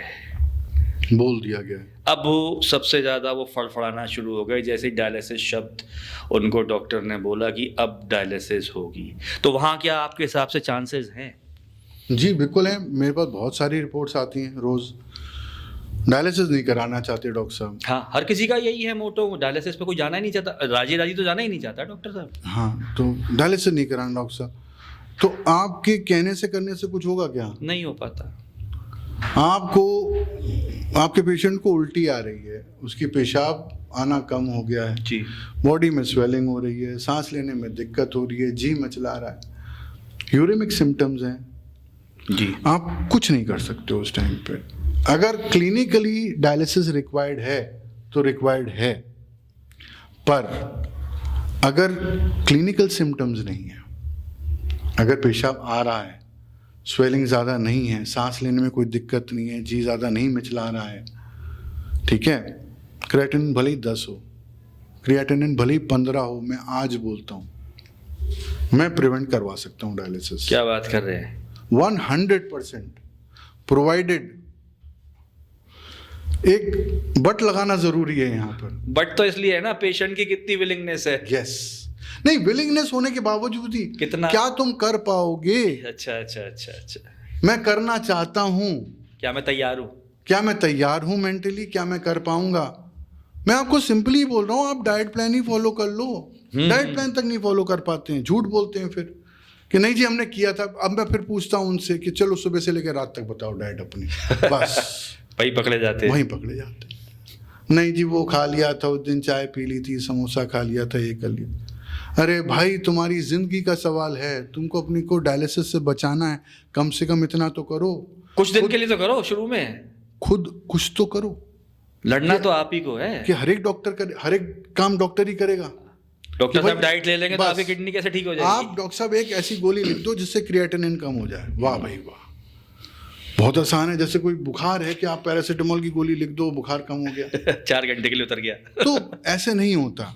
अगर मैं आपको बोल रहा हूँ देखिए होता क्या है कि जैसी क्रिएटिनिन बढ़ता है, जो नेफ्रोलॉजिस्ट है या जहाँ पर भी जाते हैं, हॉस्पिटल में जाते हैं, वो उनको मालूम है कि इसका लॉजिकल कोर्स ऑफ एक्शन क्या है, कि अभी बढ़ रहा है, अब इनको ज़रूरत तो पड़ेगी, तो भाई कल ज़रूरत पड़ेगी, आज से शुरू करा दो। वो ये बोलते हैं कि इनको डायलिसिस ज़रूरत पड़ेगी, आप डायलिसिस शुरू करा दो। अब अगर आप वाकई में चाहते हो कि आप डायलिसिस नहीं कराना चाहते हो, ज़िंदगी भर आपको डायलिसिस नहीं करानी है, प्लीज़ जो मैं बोलूँ वैसा कर लो। एक बार को सैंपल के तौर पे 2-3 हफ्ते 4 हफ्ते करके दिखा दो मेरे को। एक लास्ट चांस दे दो अपनी किडनी को डायलिसिस पे जाने से रोकने के लिए। तो उसके अंदर देखिए कुछ हर्बल या आयुर्वेदिक दवाइयाँ हैं जो आप ले सकते हो, जिससे कि किडनी रिपेयर करती है। आप क्रिएटिनॉर्म जैसी गोली है जो यूरेमिक डिटॉक्स कैप्सूल है, जिससे कि पेट से ही सफाई हो जाती है यूरेमिक वेस्ट की। अच्छा, आप वो लेना शुरू कर दीजिए। बिल्कुल अच्छा। बिल्कुल कई सारी ऐसी दवाइयाँ आती हैं जिनका अपना एक रोल और एक्शन है जी, किडनी को रिवाइव करने के अंदर, वो ज़रूरी है। But most important diet. अगर आप डाइट फॉलो करोगे, जैसे मैंने बोला है वैसे करोगे, आंख तो बंद करके विश्वास कर लो, बस ये सब चीजें होंगी जो आप बोल रहे हैं। 100% आई कैन एश्योर यू कि अगर क्लिनिकली आपके यूरेमिक सिम्टम्स नहीं हैं और फिर भी अगर आपके डॉक्टर बोल रहे हैं कि आप डायलिसिस करा लो, तो आपको ज़रूरत नहीं है डायलिसिस की। आप बस फॉलो करो जो इंस्ट्रक्शंस मैं बोल रहा हूँ, एग्जैक्टली वैसे फॉलो करो। 3 से 4 हफ्ते में आप खुद खुश होके रिपोर्ट दिखाओगे कि यस डॉक्टर साहब क्या बात हमारा। आप यकीन मानिए 3 हफ्ते में 180 200 यूरिया 50 60 क्या बात कर रहे हैं? यस 17 15 16 14 क्रिएटिनिन लेवल्स 7 8 9 पे आ जाते हैं without dialysis. It is normal, it is possible. मैं रोज के लेवल पे देखता हूं, पर वो उन लोगों में होता है जो सारी बात मेरे को आंख बंद करके फॉलो करते हैं। अगर मैंने जो बोल दिया कि ये करना है आपको, आप वो करो, और मैं खड़ा हूं यहाँ पे आपको बताने के लिए कि कैसे आप रिकवर कर सकते हो। बहुत खूब। तो सुना होगा आप लोगों ने कि डायलिसिस से बचने की भी डॉक्टर साहब ने 100% संभावना बताई है, पर उसके लिए आपके अंदर का डेडिकेशन और डॉक्टर साहब के अंदर आपका ट्रस्ट, जो वो बताएं वो करना है। जब तक आपको यूरेमिक सिम्टम्स नहीं है, यानी कि जी नहीं मिचला रहा, उल्टी नहीं हो रही, आपका क्रेटिनिन कितना भी हो गया है, तो आपको डायलिसिस के लिए नहीं जाना चाहिए। आपको एक बार अपनी किडनी को चांस देना चाहिए कि वो कुछ दवाएं और कुछ डाइट और कुछ जो प्रोसीजर डॉक्टर साहब बताएं, 1 महीने के लिए समय दें, उसको रोकें। हो सकता है आपको जीवन भर डायलिसिस की ज़रूरत ना पड़े। तो ये एक बहुत बड़ी बात है, और मैं समझता हूँ हर किडनी पेशेंट जिसको भी डायलिसिस के लिए बोला गया है, अगर वो ये बात सुन रहा है तो मेरे ख्याल में उसके लिए बहुत राहत भरी बात है। जी डॉक्टर साहब, आपसे 2 मिनट का समय डाइट पर और चाहेंगे। जी। अभी तक आपने बहुत अच्छी जानकारी दी है। अब इसमें डाइट में ये जानना चाहेंगे कि जो हम फूड इनटेक कर रहे हैं उसके लिए नेचुरली नमक और शुगर, इन चीज़ों की ज़रूरत पड़ती है, तो ये भी क्या कुछ ऐसा स्पेसिफाइड है कि कौन सा नमक या चीनी में कोई ऐसी चीज़ जो हम अवॉइड कर सकें? नेचुरल चीनी जो आप बताते हो काफ़ी हानिकारक है, और डायबिटीज़ के मरीज़ के लिए तो बिल्कुल ही जहर समान है, तो उसमें कुछ थोड़ी सी जानकारी बताइए, किस तरह का नमक, किस तरह का प्रोटीन, किस तरह की शुगर, इसके बारे में थोड़ा सा जानकारी दें। देखिए, आज के दौर में फूड जब खाने की बात आती है तो 3 चीज़ें सबसे इम्पोर्टेंट हैं। एक है तेल, जिसमें खाना बनता है। एग्जैक्टली, हाँ। एक नमक, बिना उसके खाना बनता नहीं है, और एक चीनी। तो कई पेशेंट्स मुझसे बोलते हैं या पूछते हैं कि भाई फॉर एग्जांपल नमक को ले, सब सेंधा नमक इस्तेमाल करते हैं हम। भाई है तो वो पत्थर ही जी, पत्थर ही है, और तो कुछ है नहीं, और कोई विशेष फ़र्क नहीं है सेंधा नमक में या फिर आपके रेगुलर नमक में। बल्कि मैं तो यहाँ तक मानता हूँ कि जो रेगुलर टेबल सॉल्ट है, आयोडाइज टेबल सॉल्ट है, वो ज़्यादा ज़रूरी है हमारे लिए एज़ कम्पेयर टू सेंधा नमक। ओके। कोई विशेष फ़र्क नहीं है मिनरल्स की अगर हम कंटेंट को नापें तो। बल्कि जो लोग सेंधा नमक खाते हैं उनको थायराइड की शिकायत हो जाती है, आयोडीन की कमी की वजह क्योंकि आयोडीन की कमी। गवर्नमेंट ने आयोडाइज सॉल्ट मैंडेटरी ही इसीलिए किया था कि काफ़ी हद तक थायराइड के इश्यूज़ को, जो हैं प्रॉब्लम्स को, उनको कंट्रोल में किया जा सके जी, क्योंकि हमारे खाने से हमको आयोडीन नहीं मिल रही थी। तो नमक, अगर कोई मुझसे बोले कि बेस्ट नमक कौन सा है, तो मैं तो बोलूँगा भाई बेस्ट नमक समुद्री नमक है, जिसको हम लोग सेल्टिक सी सॉल्ट बोलते हैं। तो ये क्या मिलता है डॉक्टर साहब? अमेज़ॉन पे मिल जाएगा आपको। Celtic sea salt, celtic sea salt, note कर लें भैया। सेल्टिक सी सॉल्ट के अंदर जो पूरा स्पेक्ट्रम ऑफ मिनरल्स है, इंक्लूडिंग मैग्नीशियम, सबसे ज़्यादा होता है, और quality wise it is the best. अगर आप रेगुलर यूज़ करना चाहते हैं नमक को, तो मैं बोलूँगा आप कॉम्बिनेशन नमक बना के रखो अपने घर पे। उसमें एक part iodised regular salt, normal salt, एक पार्ट सेंधा नमक, rock salt, pink Himalayan salt, और एक पार्ट सेल्टिक सी सॉल्ट। अच्छा, तीनों को बराबर मात्रा में मिक्स करके बराबर मात्रा में आप यूज़ कीजिए जब भी आपको सॉल्ट यूज़ करना हो। दूसरा, जहाँ तक शुगर की बात है, तो देसी खांड इज़ द बेस्ट, मिश्री इज़ द बेस्ट, बट है तो शुगर ही। तो डायबिटीज़ पे तो असर करेगी ये अल्टीमेटली। तो आप चाहे देसी खांड ले लो, चाहे आप गुड़ ले लो, चाहे आप चीनी ले लो, वो घूम फिर के जाके कन्वर्ट तो ग्लूकोज में ही होना है आपके शरीर में। एक 15 मिनट में होगा, एक 20 मिनट में होगा, एक आधे घंटे में होगा। पर any form of sugar, B it carbohydrates also, वो सारा का सारा, जो चाहे वो आलू हो, चाहे वो रोटी हो, चाहे वो चावल हो, चाहे वो चीनी हो, वो घूम फिर के अगर कार्बोहाइड्रेट है तो वो आधे घंटे में ग्लूकोज में ही कन्वर्ट होगा आपके शरीर में। डायबिटिक्स के लिए आई विल एडवाइज स्टीविया या फिर मोंग फ्रूट। मोंग फ्रूट स्टीविया लीव्स आती हैं, नेचुरल होता है, एस्पार्टेम ना यूज़ करें। और या तो मोंग फ्रूट करके मोंग फ्रूट या स्टीविया, हाँ फल आता है, नेचुरल फल होते हैं, ये शुगर फ्री हैं। शायद स्टीविया को मीठी तुलसी का भी नाम दिया गया जी है। जी जी, वही स्टीविया है। तो वो कर सकते हैं। जहाँ तक तेल की बात आती है, रिफाइंड ऑयल जहर है किडनी के लिए। उसमें ऐसे प्रोडक्ट्स यूज़ किए जाते हैं जो पेट्रोलियम इंडस्ट्री में यूज़ होते हैं उसको साफ करने के लिए। तो रिफाइंड ऑयल भूल के भी इस्तेमाल ना करें।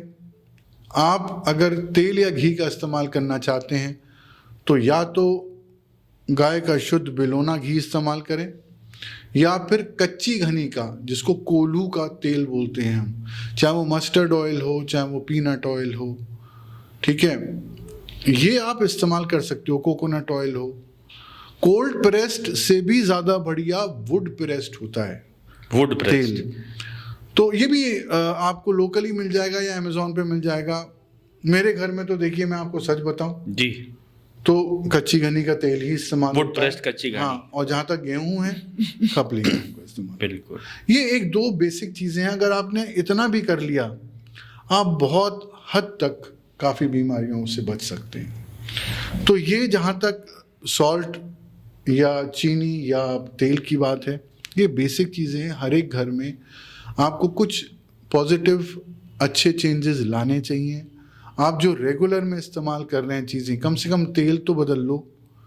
उसको तो कच्ची घनी का कर लो जो पहले हुआ करता था, आज से 30, 35, 40 साल पहले।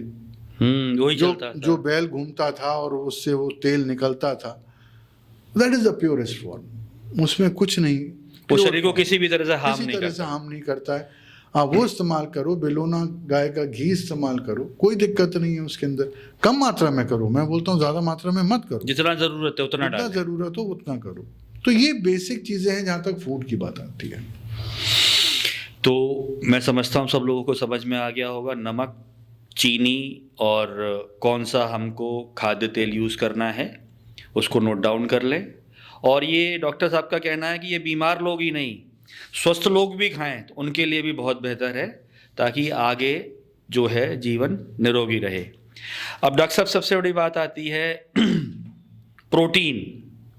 हमारी बॉडी को कितना प्रोटीन चाहिए पर डे, और क्या उसका सोर्स होना चाहिए, और क्या नेचुरली हम इनटेक कर लेते हैं, और बचे हुए के लिए हमें कौन सा सोर्स का प्रोटीन यूज़ करना चाहिए? जी, तो अगर दुनिया में कोई सबसे बड़ी मिथ है जो हेल्थ इंडस्ट्री ने फैलाई है, जी, मैं वर्ड इंडस्ट्री का यूज़ कर रहा हूँ यहाँ पे, क्योंकि जो भी चीज़ मार्केट में हेल्थ फूड के नाम पर आती है उसके पीछे कमर्शियल इंटरेस्ट रहते हैं कुछ इंडस्ट्रीज़ के, जो उसको बिजनेस की तरीके से प्रॉफिट के लिए रन करते हैं। बिल्कुल सही बात है। और प्रमोट करते हैं। और ये अभी से नहीं हो रहा है, ये तब से हो रहा है जब से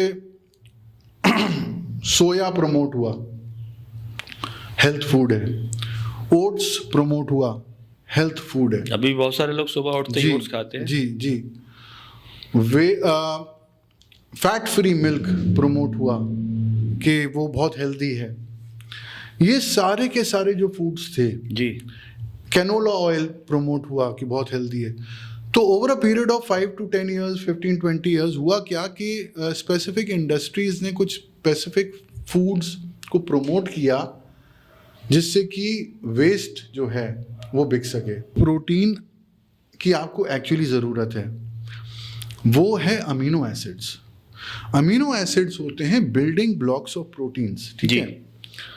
जितने भी फ्रूट्स और वेजिटेबल्स हैं जो उनमें लिविंग एंजाइम्स होते हैं वो अमीनो एसिड से बनते हैं। ओके। और जो आपको अमीनो एसिड की ज़रूरत है वो आपको फ्रूट्स और वेजिटेबल्स से मिल जाता है लिविंग एंजाइम्स के रूप में, जिससे कंस्ट्रक्ट होता है प्रोटीन, ठीक है। आप बोलते हैं कि साहब कि नॉन वेज खाओ तो प्रोटीन आपको हाँ, मिलेगा। ये बहुत बड़ा मिथ है भाई। आप नारियल खा लो ना, नारियल अगर आपको चाहिए तो पूरा नारियल दे दूंगा आपको खाने के लिए। आप क्या क्या खाओगे? पहले उसके सूखे बाल खाओगे, फिर उसकी लकड़ी जो खोल है वो खाओगे, और फिर पहुंचोगे वो सफ़ेद नारियल तक। आप चाहिए आपको सफ़ेद नारियल, पर आपको झेलना क्या क्या पड़ा? उसके बाहर के खोल के बाल झेलने पड़े, उसकी लकड़ी जो है खोल की वो झेलनी पड़ी। खाना था आपको कोकोनट का जो गिरी निकलती है। सिमिलरली जितने भी प्रोटीन सोर्सेज हैं आज की डेट में, उसमें जो एसिड्स, म्यूकसेस, जो नेचर है प्रोटीन का, हाई फॉस्फोरस कंटेंट जो है जी, वो सारा का सारा एक दूल्हे के साथ बारात की तरीके से आता है साथ में, फ्री ऑफ आपको सबको झेलना पड़ेगा, and that is where kidney gets damaged.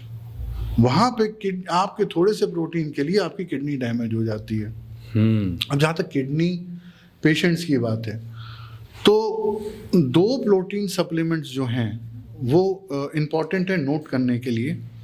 अब देखिए, जैसे ही हमारा क्रिएटिनिन या यूरिया बढ़ता है या ब्लड यूरिया नाइट्रोजन बढ़ता है, तो नाइट्रोजनस वेस्ट हमारे शरीर में बढ़ता है। Protein is a nitrogen carrying thing, वो नाइट्रोजन लेकर आता है शरीर में, उससे नाइट्रोजनस वेस्ट बढ़ता है। अब अगर कोई आपको बताए कि भाई एक प्रोटीन का सप्लीमेंट है जो किडनी के लिए प्योरली सेफ है, 100% safe, that is where keto analogues या अल्फा कीटो एनालॉग्स काम आते हैं। जैसे फॉर एग्जांपल एक सप्लीमेंट है कीटो एक्श्योर करके, ठीक है। अब कीटो एक्श्योर का क्या काम है कि वो आपको सारे अमीनो एसिड्स दे देगा, प्रोटीन दे देगा, नाइट्रोजन फ्री। अच्छा, नाइट्रोजन फ्री है उसमें इट इज अ सारे। Calcium based amino acid. मतलब उन्होंने क्या किया, नाइट्रोजन जो नुकसान करता है शरीर को वो निकाल दिया और कैल्शियम बेस्ड अमीनो एसिड बना दिए। तो कई पेशेंट्स में आप देखोगे किडनी की एफटी के अंदर कैल्शियम लो होता है। हाँ। अगर आपका कैल्शियम लो है और आपका ब्लड यूरिया नाइट्रोजन बढ़ा हुआ है और आपको प्रोटीन की कमी है और आपको प्रोटीन सप्लीमेंट करना है, तो अल्फा कीटो एनालॉग्स जैसे कीटो श्योर हो गया या कीटो ऐड हो गया या कीटो स्टेरोल, बहुत सारे नाम से आते हैं मार्केट में, आप ये यूज़ करो। ये सिर्फ आपको कैल्शियम भी सप्लीमेंट देगा, ये आपको नेसेसरी प्रोटीन जो अमीनो एसिड्स हैं ताकत के लिए उसको भी केटर करेगा, प्लस सबसे बड़ी बात क्योंकि ये नाइट्रोजन फ्री है, कोई नुकसान तो नहीं जितना करेगा। भी नुकसान ही नहीं करेगा, सफाई भी करेगा। अच्छा, क्योंकि जितना भी नाइट्रोजनस वेस्ट है बॉडी में उसको बाइंड करके बाहर निकाल देगा। अरे वाह। तो अगर आपका यूरिया बढ़ा हुआ है और आपको प्रोटीन की जरूरत है और आपका कैल्शियम कम है और आपका ब्लड यूरिया नाइट्रोजन, तो कीटो श्योर ले लें। It is a very good supplement for kidneys. Initial stages के अंदर डिटॉक्स और न्यूट्रिशनल सप्लीमेंट की तरह से यूज होता है। दूसरा, ऑफ कोर्स अगर आपको किसी कारणवश, जैसे फॉर एग्जांपल डायलिसिस हो रही है आपकी या एक्यूट प्रोटीन शॉर्टेज है, वीगन प्रोटीन इस्तेमाल करें। वीगन प्रोटीन मतलब प्लांट बेस्ड प्रोटीन, जैसे प्रोसर्ज रीनल आता है एक, वो हो गया। ये सब प्रोटीन पाउडर्स जो होते हैं ये प्योर प्लांट बेस्ड प्रोटीन्स होते हैं, इसमें हेल्दी ग्रीन्स भी होते हैं और ये किडनी पर लोड नहीं डालते, ये नेफ्रॉन्स को डैमेज नहीं करते, बट ये प्रोटीन की रिक्वायरमेंट को मीट करते हैं। तो दैट इज हाँ, एक चीज़ मिस हो गई डॉक्टर साहब कि हमको एक ह्यूमन बॉडी को कितना gram protein per day required होता है? देखिए, ये सब नए वर्ड्स हैं। हाँ, बहुत से लोग पूछते हैं हमें कितना प्रोटीन लेना चाहिए, और जो ये जिम वाले हैं स्पेशली, ये तो नाप तोल करके और पूरा एक चार्ट बना के बैठे होते हैं कि इतनी मेरे वर्कआउट हो गई और इतना मेरे ग्राम प्रोटीन, ट्रेनर्स वगैरह बता देते हैं। तो हमने भी देखा है बहुत सारे हमारे मिलने वालों की भी किडनी इसी प्रोटीन की वजह से खराब भी हो। बस वहीं पे प्रोटीन खत्म होता है, किडनी भी खत्म होती है। और अगर मैं अपनी दादी से पूछता कि कितने ग्राम प्रोटीन चाहिए तो क्या बोलती पता नहीं मुझे। शायद 50 साल पहले तो ये कॉन्सेप्ट ही नहीं था तो कि आपको प्रोटीन चाहिए और आपको ये चाहिए और आपको वो चाहिए, ना जाने किसने धंधा बना के रखा है। यस। दाल चावल से प्रोटीन रिक्वायरमेंट बन जाता है। बस। ऐसा कोई कैलकुलेटिव नहीं है कि इतना ग्राम हमारी ह्यूमन बॉडी को चाहिए। कंप्लीट प्रोटीन डाइट से आ जाता है अपना। आपको जितने भी अमीनो एसिड चाहिए, एसेंशियल नॉन एसेंशियल, दाल और चावल के कॉम्बिनेशन से मिल जाते हैं आपको। अलग से वीगन प्रोटीन चाहिए, किनवा ले लो। Quinoa is a seed grain, complete protein. कूटू का आटा, buckwheat is a complete protein. Hemp seeds are complete protein. बहुत सारे वीगन कंप्लीट प्रोटीन है। सोया है, बट मैं सोया को एडवाइज नहीं करता हूँ क्योंकि मैं मानता हूँ कि सोया और दूध और व्हीट, ये 3 ऐसी चीजें हैं जो एमोनिया के जनक हैं। अमोनिया यूरिया का जनक है। ओके। जो एमोनिया खाना लेकर आता है उसको लिवर एमोनिया को तोड़ के यूरिया में कन्वर्ट कर देता है, और फिर वो यूरिया को कन्वर्ट करके किडनी के पास भेजता, फिर किडनी तो वैसी मुसीबत वो फिल्टर नहीं कर पाती इसको। तो अगर 3 चीजें मैं बोलूं कि यूरिया के लिए अवॉइड करनी है तो व्हीट, मिल्क और सोया, 3 चीज हटा दें। मेन वेजिटेरियन लोग भी ये चीज हटा दें। बिल्कुल correct. So protein is a myth. Protein you can get easily from everything that you eat. मतलब मैं तो बोलता हूँ अमरूद आपको मालूम है कितना बड़ा सोर्स है प्रोटीन का? किसी को नहीं मालूम है। फल है बहुत अच्छा सोर्स है प्रोटीन का। अच्छा। और मैं किडनी पेशेंट ले सकता है उसको? Very very useful. ओके। आप बहुत इजीली ले सकते हो उसके। मैं कितने फ्रूटेरियंस को जानता हूँ अपने मेडिकल लाइन के अंदर जो सिर्फ फ्रूट्स पे जिंदा रहते हैं। उन्हें और किसी चीज़ की ज़रूरत नहीं है। 1-1, 2-2, 3-3 साल से पानी तक नहीं पिया उन्होंने, फ्रूटेरियंस ने। उनको ज़रूरत ही नहीं पड़ी पानी की। टोटली फिट होंगे वो तो। क्योंकि हाइड्रेटेड स्ट्रक्चर्ड वाटर जो फ्रूट और वेजिटेबल में है, वो जो आपको हाइड्रेशन देता है वो आपको नॉर्मल पानी नहीं दे सकता। आप नॉर्मल पानी पियोगे, मुंह से पियोगे, नीचे से निकल जाएगा, रुकेगा नहीं सेल में, हाइड्रेशन देगा ही नहीं। जब when I always say this, eat your water, do not drink it. पानी को खाओ, पियो मत। वाह। क्योंकि जब आप पानी खाते हो तो वो जो सेल्स में होकर जाता है। सेब में, ग्रेप्स में, खीरे में जो पानी है, स्ट्रक्चर्ड वाटर है, वो डिफरेंट है। वो सेल्स को हाइड्रेट करता है, नमी पहुंचाता है। And dehydration is the number 1 cause of kidney failure and rise in creatinine. तो ये इंपॉर्टेंट है। डॉक्टर साहब, ये सारी बातें एक मरीज अगर नेफ्रोसिस के चैम्बर में जानना चाहे तो उसे क्या जतन करना पड़ेगा? उसको शायद 15, 20, 40 हज़ार रुपये खर्च करने पड़ेंगे पहले तो, इतने टाइम के लिए। और दूसरा, वो डॉक्टर को काफ़ी सीखना पड़ेगा डाइट और न्यूट्रिशन के बारे में बताने के लिए। दोनों एक समस्या है। और यहाँ पर आपके पॉडकास्ट में ये जानकारी फ्री दे रहे हैं। बिल्कुल, बहुत बहुत बहुत मैं समझता हूँ ये अहम चीज़ें हैं और किडनी रोगियों को निश्चित ही इस ज्ञान से बहुत फ़ायदा मिलेगा। अब एक और चीज़ है डॉक्टर साहब जो परेशान करती है मरीजों को, किडनी के मरीजों को specially, the disbalance of sodium and potassium. तो उसका बैलेंस बनाने के लिए, और बहुत सारी मिथ्स भी हैं इसमें कि मैं ये सब्जी नहीं खाऊंगा, मैं ये फल नहीं खाऊंगा, इससे मेरा पोटेशियम गड़बड़ हो जाएगा, इससे मेरा ये हो जाएगा। तो उसके बारे में और थोड़ी सी जानकारी दें। हाँ, एक्चुअली ये छोटी नहीं, बहुत बड़ी प्रॉब्लम। हाँ, बड़ी है। और जो पहली चीज़ डॉक्टर्स बोलते हैं कि साहब फल नहीं खाना है, ड्राई फ्रूट नहीं खाना है, नींबू नहीं लेना है, पोटेशियम बढ़ जाएगा। हाँ। पोटेशियम बढ़ जाएगा। अरे भाई, पहली बात तो ये है कि 20% ही सिर्फ ऐसे केसेस होते हैं जिनमें टेंडेंसी होती है पोटेशियम बढ़ने की। अच्छा, 100 में से 20 लोगों की होती है बस। तो ऐसा नहीं है कि हर मरीज के साथ हो ऐसा। एक शर्ट सबको फिट नहीं होती है। तो सिर्फ 20% केसेस होते हैं जिसमें पोटेशियम की टेंडेंसी होती है राइज होने की। और उन केसेस में हम ये बोलते हैं कि भाई वो भी जो इलेक्ट्रोलाइट इम्बैलेंस है वो बैलेंस हो जाएगा जब आपकी किडनी ठीक हो जाएगी।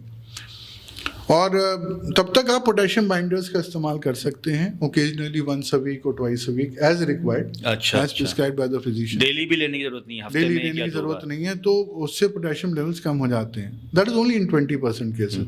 और जहाँ तक मैंने देखा है मेरे एक पर्सनल एक्सपीरियंस में, जिन लोगों का टेंडेंसी ऑफ पोटेशियम भी थी, हाई थी, वो जब अल्कलाइन डाइट पे गए और उन्होंने क्रिएटिनॉम लेना शुरू कर दी और बाकी जो दवाइयाँ थी, तो within 3 to 4 months their potassium levels normalise.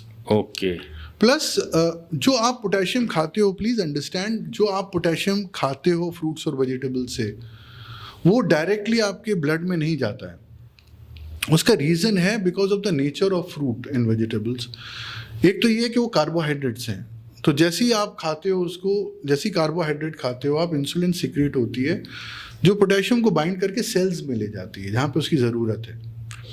दूसरा ये कि क्योंकि वो एक लिक्विड है, लिक्विड कंटेंट ज़्यादा होता है इसके अंदर, तो इट गेट्स स्पीड आउट, पेशाब के थ्रू बाहर निकल जाता है। तीसरा, फ्रूट्स और वेजिटेबल्स फाइबर के सोर्सेज हैं, सबसे अच्छे फाइबर के सोर्सेज हैं। फाइबर पोटेशियम से बाइंड करके उसको स्टूल के थ्रू निकाल देता है। Okay. So the potassium in fruits and vegetables does not go directly to the blood but gets removed. ठीक है, एक तो ये है। दूसरा ये कि पोटेशियम का कंसर्न तब आता है जब आपका जीएफआर लेवल 20 से नीचे हो। अच्छा, उससे पहले डरने की जरूरत नहीं है। आपको कोई डरने की जरूरत, आपका 1.5 क्रिएटिनिन लेवल है, अच्छे खासे आदमी हो, ठीक है, आपको डॉक्टर ने बोल दिया कि सीकेडी स्टेज 3 है आपकी, but you are not a case जहां पे आपको पोटेशियम की रिस्ट्रिक्शन की जरूरत है। Potassium restriction should be done only in GFR, जहां पे जीएफआर 20 से कम हो।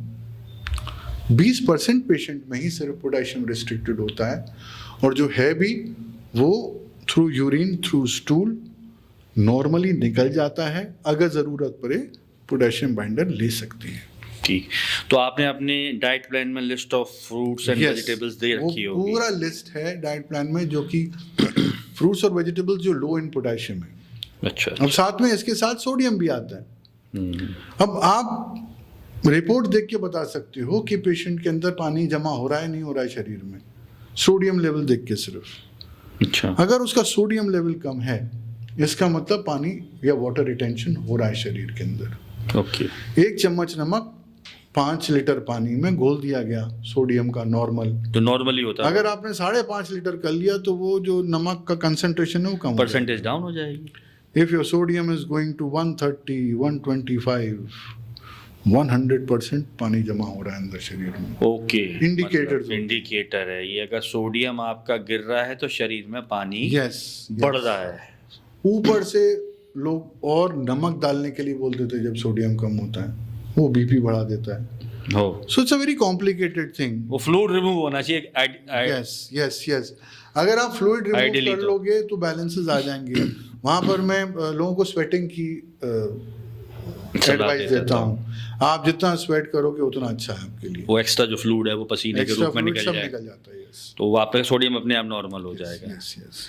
ठीक है डॉक्टर साहब, इससे जुड़ी हुई एक समस्या और है, वो ये है कि जिस भी किडनी मरीज को देखो उसकी 2 प्रॉब्लम होती हैं मेन, वेदर डायलिसिस हो या नॉन डायलिसिस पेशेंट हो।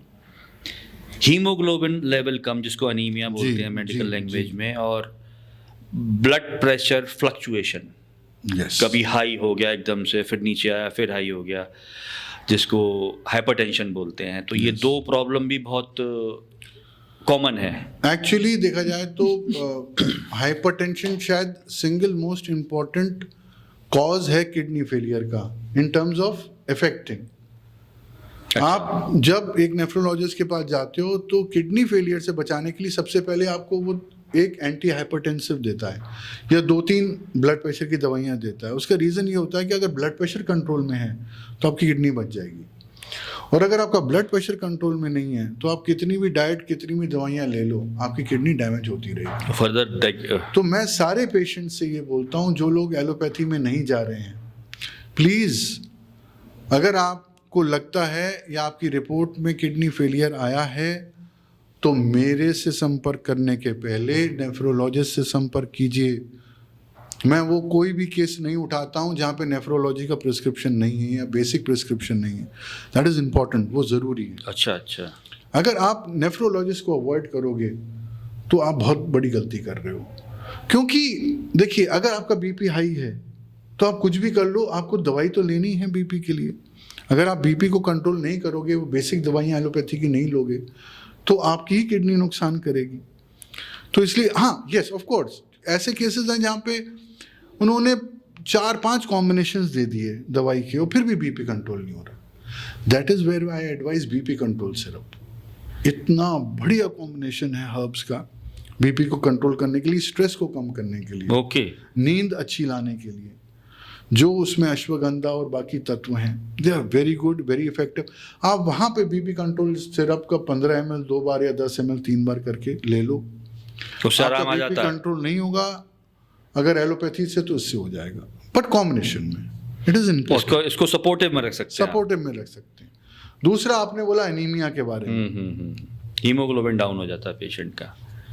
तो anaemia is a part and parcel of kidney failure. होता क्या है कि जब किडनी फेल होती है तो किडनी एक एंजाइम बनाती है एरिथ्रोपोइटिन, जो स्टिमुलेट करती है बोन मैरो में आरबीसी प्रोडक्शन को। मतलब ये मान के चलिए कि किडनी जो एंजाइम बनाती है उससे खून बनता है आपके शरीर में। अगर आपकी किडनी काम नहीं कर रही है तो वो खून नहीं बनेगा शरीर में आपके। एंजाइम नहीं बनेगा तो खून नहीं बनेगा। अब आप दुनिया भर की जड़ी बूटियां खा लो, अगर आपका हीमोग्लोबिन 6-7 है और एरिथ्रोपोइटिन को आपने स्टिमुलेट नहीं किया, ठीक है, वो वीकली इंजेक्शन से ईपीओ के, ओके, एरिथ्रोपोइटिन या डार्क पोइटिन जो चॉइस होती है, अगर आपने वो इंजेक्शन नहीं लिया तो आप कुछ भी कर लो, आपका हीमोग्लोबिन नहीं बढ़ेगा। वो पहले लेना जरूरी है हाँ, सबसे उसमें एक ऑक्सीमिया करके भी दवाई आती है। तो ये बेसिक प्रिस्क्रिप्शन है एलोपैथी के, आप नहीं अवॉइड कर सकते हो भाई। आपको वो ईपीओ का इंजेक्शन या डार्पोइटिन का इंजेक्शन लेना पड़ेगा। आपको हो सकता है ऑक्सीमिया ऑल्टरनेट डे लेना पड़े साथ में उसके, अगर नहीं बन रहा है तो मैंडेटरी है। साथ में क्या कर सकते हो जी। टू बूस्ट, कई लोग ईपीओ के इंजेक्शन ले रहे हैं फिर भी हीमोग्लोबिन नहीं बढ़ रहा, एचबी बूस्टर लो। अच्छा, HB booster is such a good herbal combination of medicines जो स्टिमुलेट करता है आरबीसी प्रोडक्शन को साथ में, सपोर्ट के लिए। हाँ, मतलब 6-7 हीमोग्लोबिन 4-4, 5-5, 6-6 हफ्ते के अंदर 8, 9, 10 तक पहुंच जाता है। Very good, very good tonic. It's a combination, it's हाँ, about it's a combination. Safe thing, आप साथ में ले सकते हो। तो आपको ध्यान रखना पड़ेगा, कुछ चीजें, पीटीएच पड़ जाता है, थायराइड डिस्टर्बेंसेस हो जाते हैं, this happens in CKD patients and you have to be very careful about this. Phosphorus बढ़ जाता है, आप देख रहे हो रिपोर्ट में फॉस्फोरस बढ़ा हुआ है, आप फॉस्फोरस बाइंडर नहीं ले रहे हो, आपको लेना है भाई। क्यों अवॉइड कर रहे हो? फॉस्कट या रेवलामार, सेवलामार आपको चाहिए, आप अवॉइड नहीं कर सकते हो। That is where I tell people कि भाई पहले लिखवा के लाओ तुम पर्चा, क्या ले रहे हो, मुझे क्या पर्चा नहीं? दिखाओ, मैं एक बार देख तो लूँ, एक सेकंड ओपिनियन ले लूँ मेरे से कि भाई ये दवाइयाँ चल रही हैं, हो सकता है कुछ एक्स्ट्रा हो सकता है कुछ ना कम दी करनी गई, हो, कुछ बढ़ानी हो, है ना, हो सकता है कुछ balance। दवाइयाँ दी ही नहीं है। So in those cases I always recommend patients कि आप एक बेसिक प्रिस्क्रिप्शन फॉलो मुझे भेजो। कीजिए, आपकी जो रिकवरी है बहुत जल्दी होगी उससे, and that is what will help you. आपको एक मार्गदर्शन करने वाला, एक गाइड करने वाला जब बैठा है यहाँ पर, तो क्यों भटक रहे हो? वो आयुर्वेद वाले के पास चले गए, वैद्य के पास, उनने बोला सब बंद कर दो जी, सिर्फ मेरी जड़ी बूटियाँ लो, ये गोलियाँ लो, ये सिरप लो, ये लो, वो लो, मालूम पड़ा over a period of time deteriorate हो गया पेशेंट, घूम के फिर गया अल्टीमेटली हॉस्पिटल में डायलिसिस कराने के लिए। और फिर नेफ्रोलॉजिस्ट ने क्या बोला था नहीं जाना, यहाँ गड़बड़ हो जाती है। That is where you can't choose one, आपको इंटीग्रेटेड अप्रोच लेनी पड़ेगी, आपको साथ में लेके चलना पड़ेगा। आपको ये देखना पड़ेगा कहाँ पे डाइट की ज़रूरत है, वो ज़रूरी है, कहाँ एलोपैथी की ज़रूरत है, वो ज़रूरी है, कहाँ आयुर्वेद की ज़रूरत है, वो ज़रूरी, कहाँ होम्योपैथी की ज़रूरत है।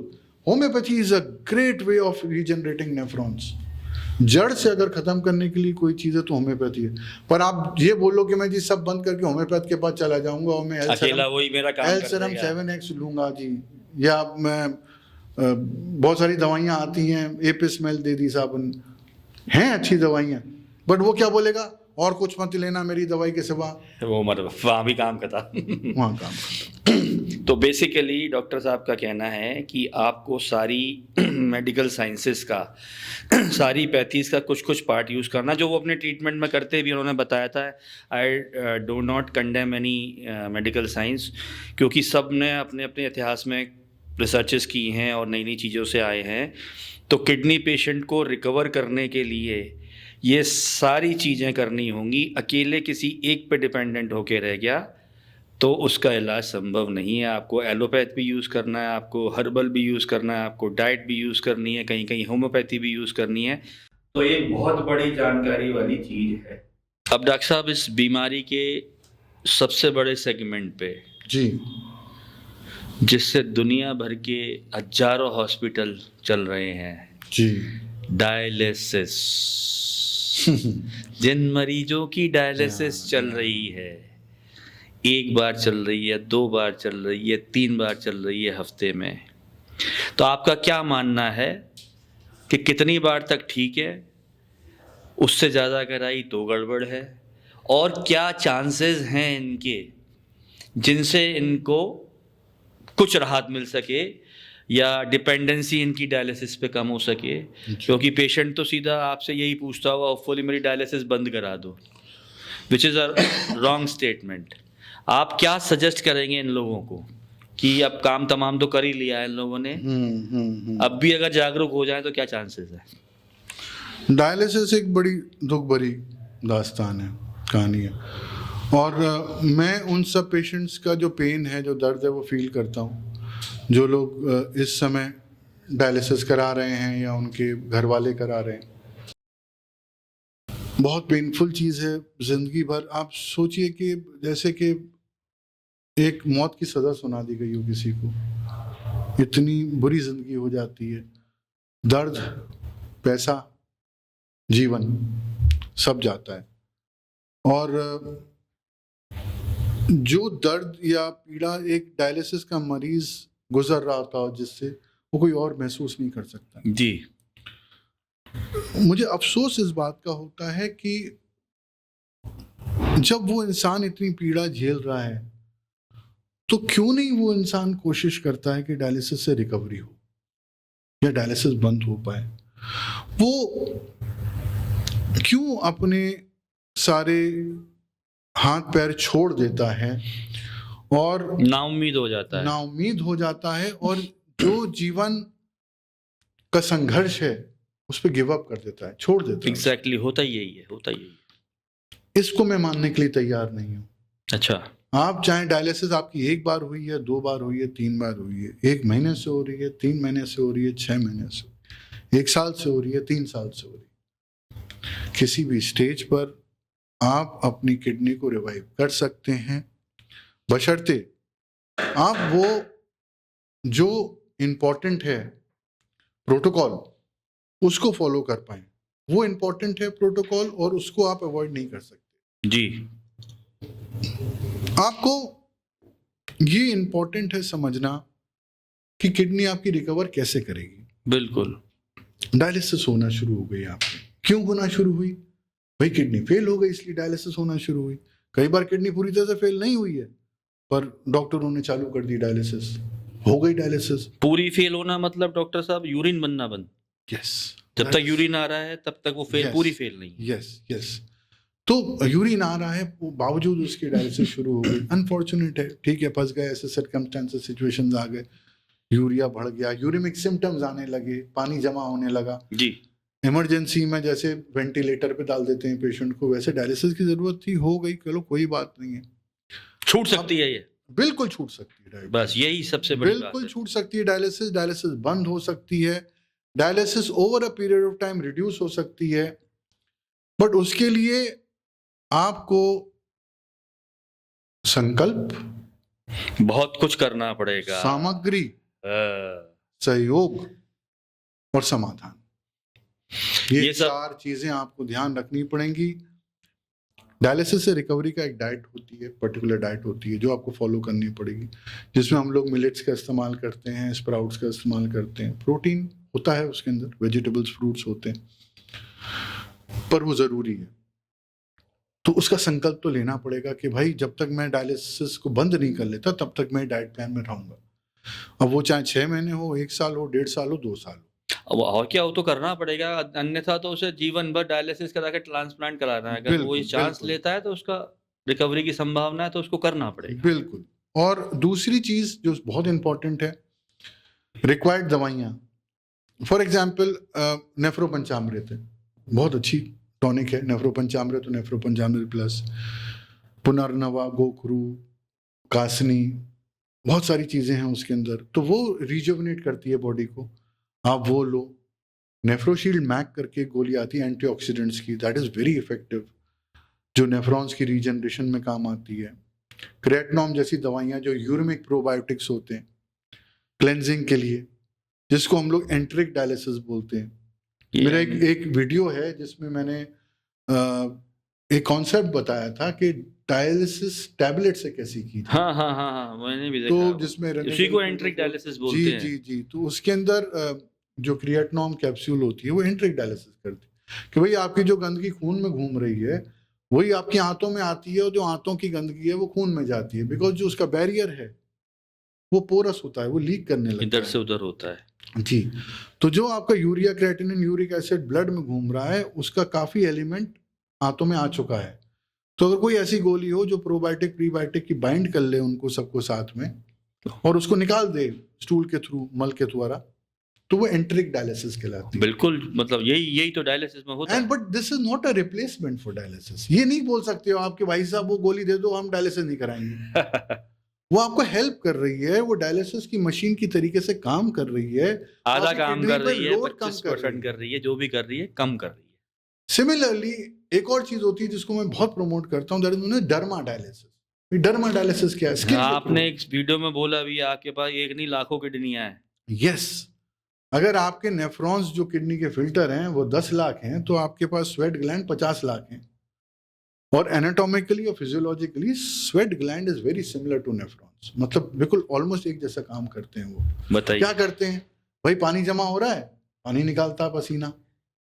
गंदगी जमा हो रही है, यूरिया, सोडियम, पोटेशियम सब निकालता है बाहर आपका। तो जब गंदगी और पानी दोनों आपका बाहर निकल रहा है तो डर्मा डायलिसिस मतलब स्किन से डायलिसिस हो रही है।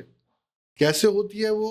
हीट जनरेट होती है, पसीना आता है। जब पसीना आएगा तो गंदगी बाहर निकलेगी, एक्स्ट्रा पानी बाहर निकलेगा।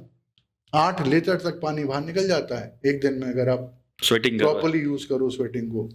तो उसके लिए हॉट वाटर इमर्जन, गर्म पानी में लेटना। हाँ जी, एक टब आता है, उसके अंदर आप 40 डिग्री पे सेट कर लो टेम्परेचर, उसमें आधा 1 घंटा लेटो, सुबह शाम लेटो। क्या मतलब? बैठ जाओ अपने ऊपर करके, तो उससे पसीना आता है।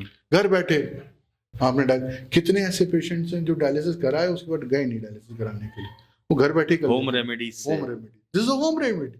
डर्मा डायलिसिस और sweating is a very effective manner of waste elimination, excess fluid elimination.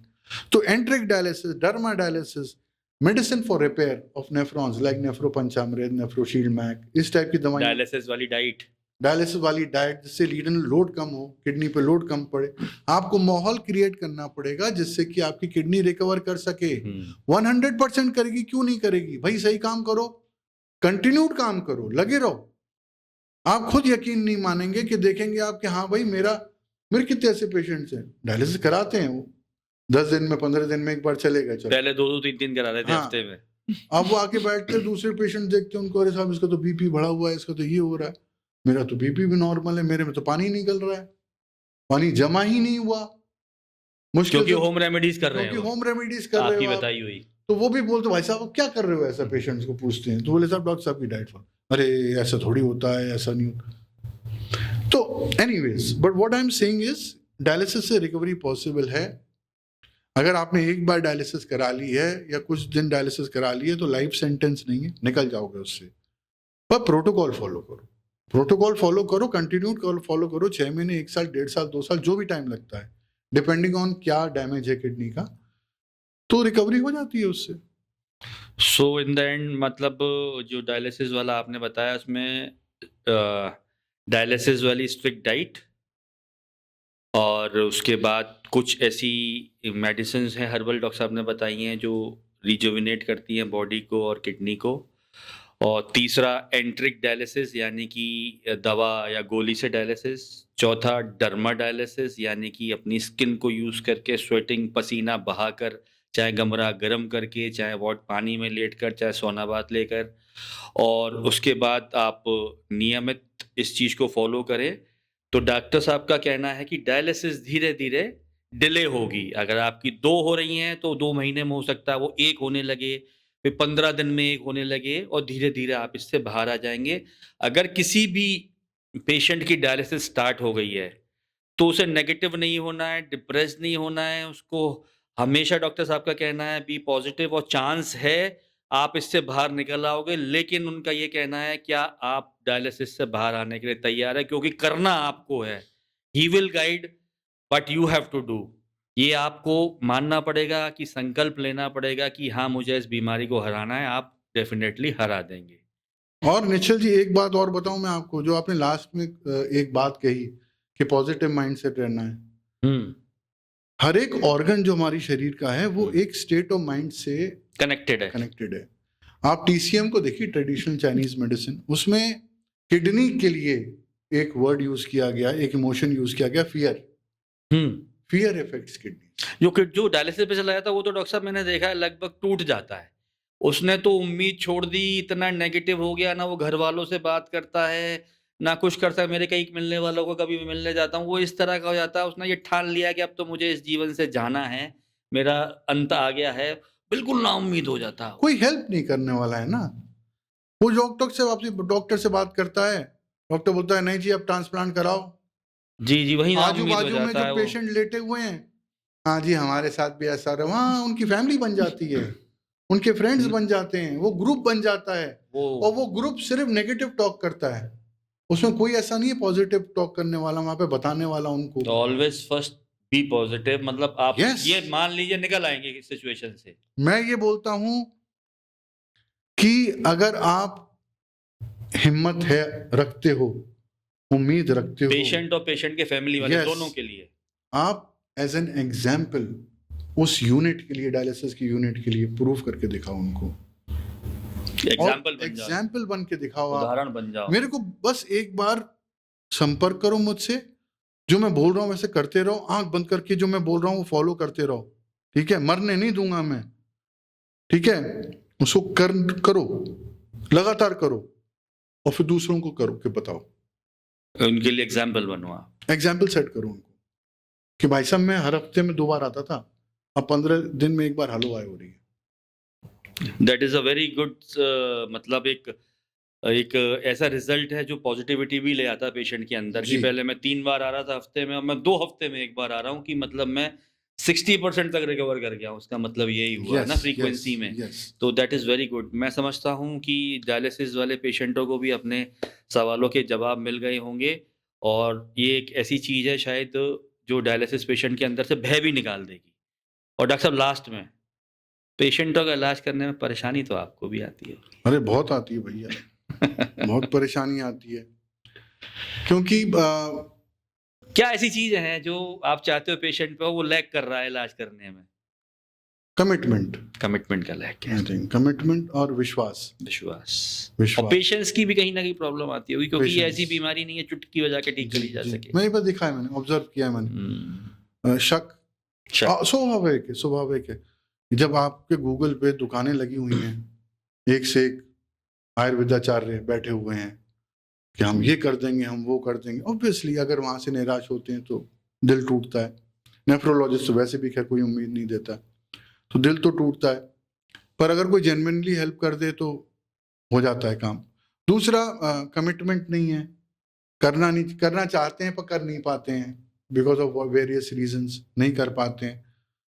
और डिसिप्लिन नहीं है कि भाई मैंने बोल दिया कि ये करो, ये दवाई लो, ये डाइट लो, कर दिया, गड़बड़ी कर ली, बीच में गैप कर दिया, नहीं कर पाए, तो मैं क्या करूं फिर उसमें? भाई कुछ लोग आने में भी बहुत विलम्ब कर देते हैं, भाई घूमते रहेंगे इधर उधर, फिर जब मरने वाले हो डायलिसिस कराने, अब बचा लो। अरे भाई तुम्हारे को हालत खराब हो रही, फिर भी कोशिश करता हूँ मैं, और फिर भी बचते हैं। कमिटमेंट कर ले तब भी एंड आई विल नो, मुझे क्लियरली मालूम पड़ जाता है जब उनकी रिपोर्ट आती है ना 3 हफ्ते 4 हफ्ते बाद, तो अगर वो पॉजिटिव रिपोर्ट है मुझे मालूम है, मैं थम्स अप कर देता हूँ उसके अंदर ही कैटेगरी में डाल के। और अगर नेगेटिव है और बोल रहा है डॉक्टर साहब आपने तो बोला था, हमने ये भी किया, मैं तुरंत समझ जाता हूँ कहीं ना कहीं तो झोल है, नहीं कर रहा है ये। आपने कुछ मुझे अभी जैसे अभी बीच में हमारी ब्रेक में बात हो रही थी, तो आपने बताया था कि कई पेशेंट मैंने ऐसे भी देखे हैं जो 4 साल से और 6 महीने बाद मुझे रिपोर्ट फॉरवर्ड करते हैं, ट्रीटमेंट स्टार्ट नहीं करते हैं, और जब यूरिन बनना बंद हो गया बोला अब बता दो डॉक्टर साहब अब क्या करें। हाँ, और कितने ऐसे पेशेंट हैं, आप यकीन नहीं मानोगे निश्चल जी, कि 10-10, 15-15, 20-20, 50-50 रिपोर्ट डंप कर दी व्हाट्सएप पे, डंप ऐसे डाल दिया, बस अब वेट कर रहे। अब डॉक्टर साहब एक एक रिपोर्ट खोलेंगे, उसको बड़ा करेंगे, आड़ी टेढ़ी पड़ी हुई है कि कोई दिख नहीं रही, आंखें फाड़ फाड़ के देखेंगे डिटेल, 20 मिनट तो उनको ये समझ में लग जाएगा ये पेशेंट है कौन, क्या कर रहा है, क्या नहीं करना चाह रहा है। कुछ नहीं बोला आपने, कोई रिस्पॉन्स भी नहीं है उसकी तरफ से। उसके बाद 20-25 मिनट लगा के उसको केस को स्टडी करके समझ के उसको रिप्लाई भेजी कि ये दवाइयाँ लो, ये डाइट फॉलो करो, उसको फॉलो अप करो। सन्नाटा। फिर 6 महीने बाद पैदा हो जाते हैं वो, फिर वही रिपोर्ट लेके। तो इस तरह के भी नोटोरियस या जो नहीं, I will not call them notorious, I will sceptical, नहीं विश्वास करना, ठीक है कोई बात नहीं, तो फिर मेरा टाइम क्यों खराब किया। बट एनीवेज उसके मतलब ये नहीं कि मैं जवाब नहीं दे रहा हूँ, मैं हर एक पेशेंट को जवाब देता हूँ। लेकिन they are not at all sincere. Sincerity नहीं है। आप ठीक सिंसियरली कर, वो ठीक होना ही नहीं चाहते हैं। आप डिटेल दो, इंटरेक्ट करो, समझो, फॉलो करो, उसको रिकवरी हो जाएगी। मैंने कब मना किया रिकवरी नहीं होगी, पर कम से कम कुछ सिंसियरिटी, कुछ डेडिकेशन, एफर्ट तो पेशेंट की तरफ से चाहिए। हाँ, ये effort। जरूरी है। तो मैं समझता हूँ बहुत अच्छा आज आपसे वार्तालाप हुई और बहुत अच्छी जानकारियाँ और बहुत सारे मिथ थे वो भी आपने तोड़े। बहुत सारी ऐसी जानकारियाँ जो हर पेशेंट के जहन में रहती हैं वो आपने करवाई, और मेरे ख्याल में डायलिसिस वालों को तो आपने एक ऐसी उम्मीद दी है कि बातचीत जो उन्होंने आपकी सुनी होगी तो उनको लगने लगा होगा कि सर्वाइवल हो सकता है यहाँ से। सबसे ज़्यादा बिल्कुल हो सकता नाउम्मीद है सर। और सबसे बड़ा जो डॉक्टर साहब ने आज बताया है, समय रहते सचेत हो जाइए। Don't wait till the end कि कोई हीरो आएगा और आपको बचा लेगा। समय रहते अगर आपको पता चल गया है किसी भी स्टेज पे, तुरंत एक्टिव हो जाइए। उतना ही कम समय लगेगा, उतनी ही जल्दी रिकवरी होगी, उतने ही अच्छे चांसेस हैं। तो एंड में हम डॉक्टर साहब का फिर से एक बार धन्यवाद करते हैं। बहुत-बहुत धन्यवाद डॉक्टर साहब, आपने निश्चल अपने जी। बिज़नेस शेड्यूल में से इतना टाइम निकाला, ये भी एक जनसेवा है। उम्मीद रखते हैं भगवान आपको स्वस्थ रखे और इसी तरह मैनकाइंड और लाइवलीहुड और मैनकाइंड के लिए आप काम करते रहें। नहीं, करेंगे और पॉडकास्ट करेंगे। मैं तो चाहता हूँ एक सीरीज आए जहाँ पर हर हफ्ते या महीने में एक बार एक फॉलो अप पॉडकास्ट हो, और हम और भी बहुत उन सारे क्वेश्चंस को details ले हैं। लें जो आपके पास जनरली टकराते मतलब हैं। आपने अभी 1% कवर नहीं किया है किडनी का। हम लोग बात करेंगे नेफ्रोटिक सिंड्रोम के बारे में, हम लोग बात करेंगे आईजीए नेफ्रोपैथी के बारे में, हम लोग बहुत सारे ऐसे एस्पेक्ट्स हैं किडनी की बीमारियों के बारे में जहाँ पे बात कर सकते हैं और उनका पॉजिटिव सॉल्यूशन प्रोवाइड करेंगे। तो डॉक्टर साहब ने कमेंट किया है वो आपके लिए लगातार ये इम्पोर्टेंट इन्फॉर्मेशन वाले पॉडकास्ट करते रहेंगे। आशा करते हैं आपको ये सब समझ में आया होगा। एक बार डॉक्टर साहब आपका फिर से बहुत बहुत धन्यवाद। Thank you. Thank you. नमस्कार।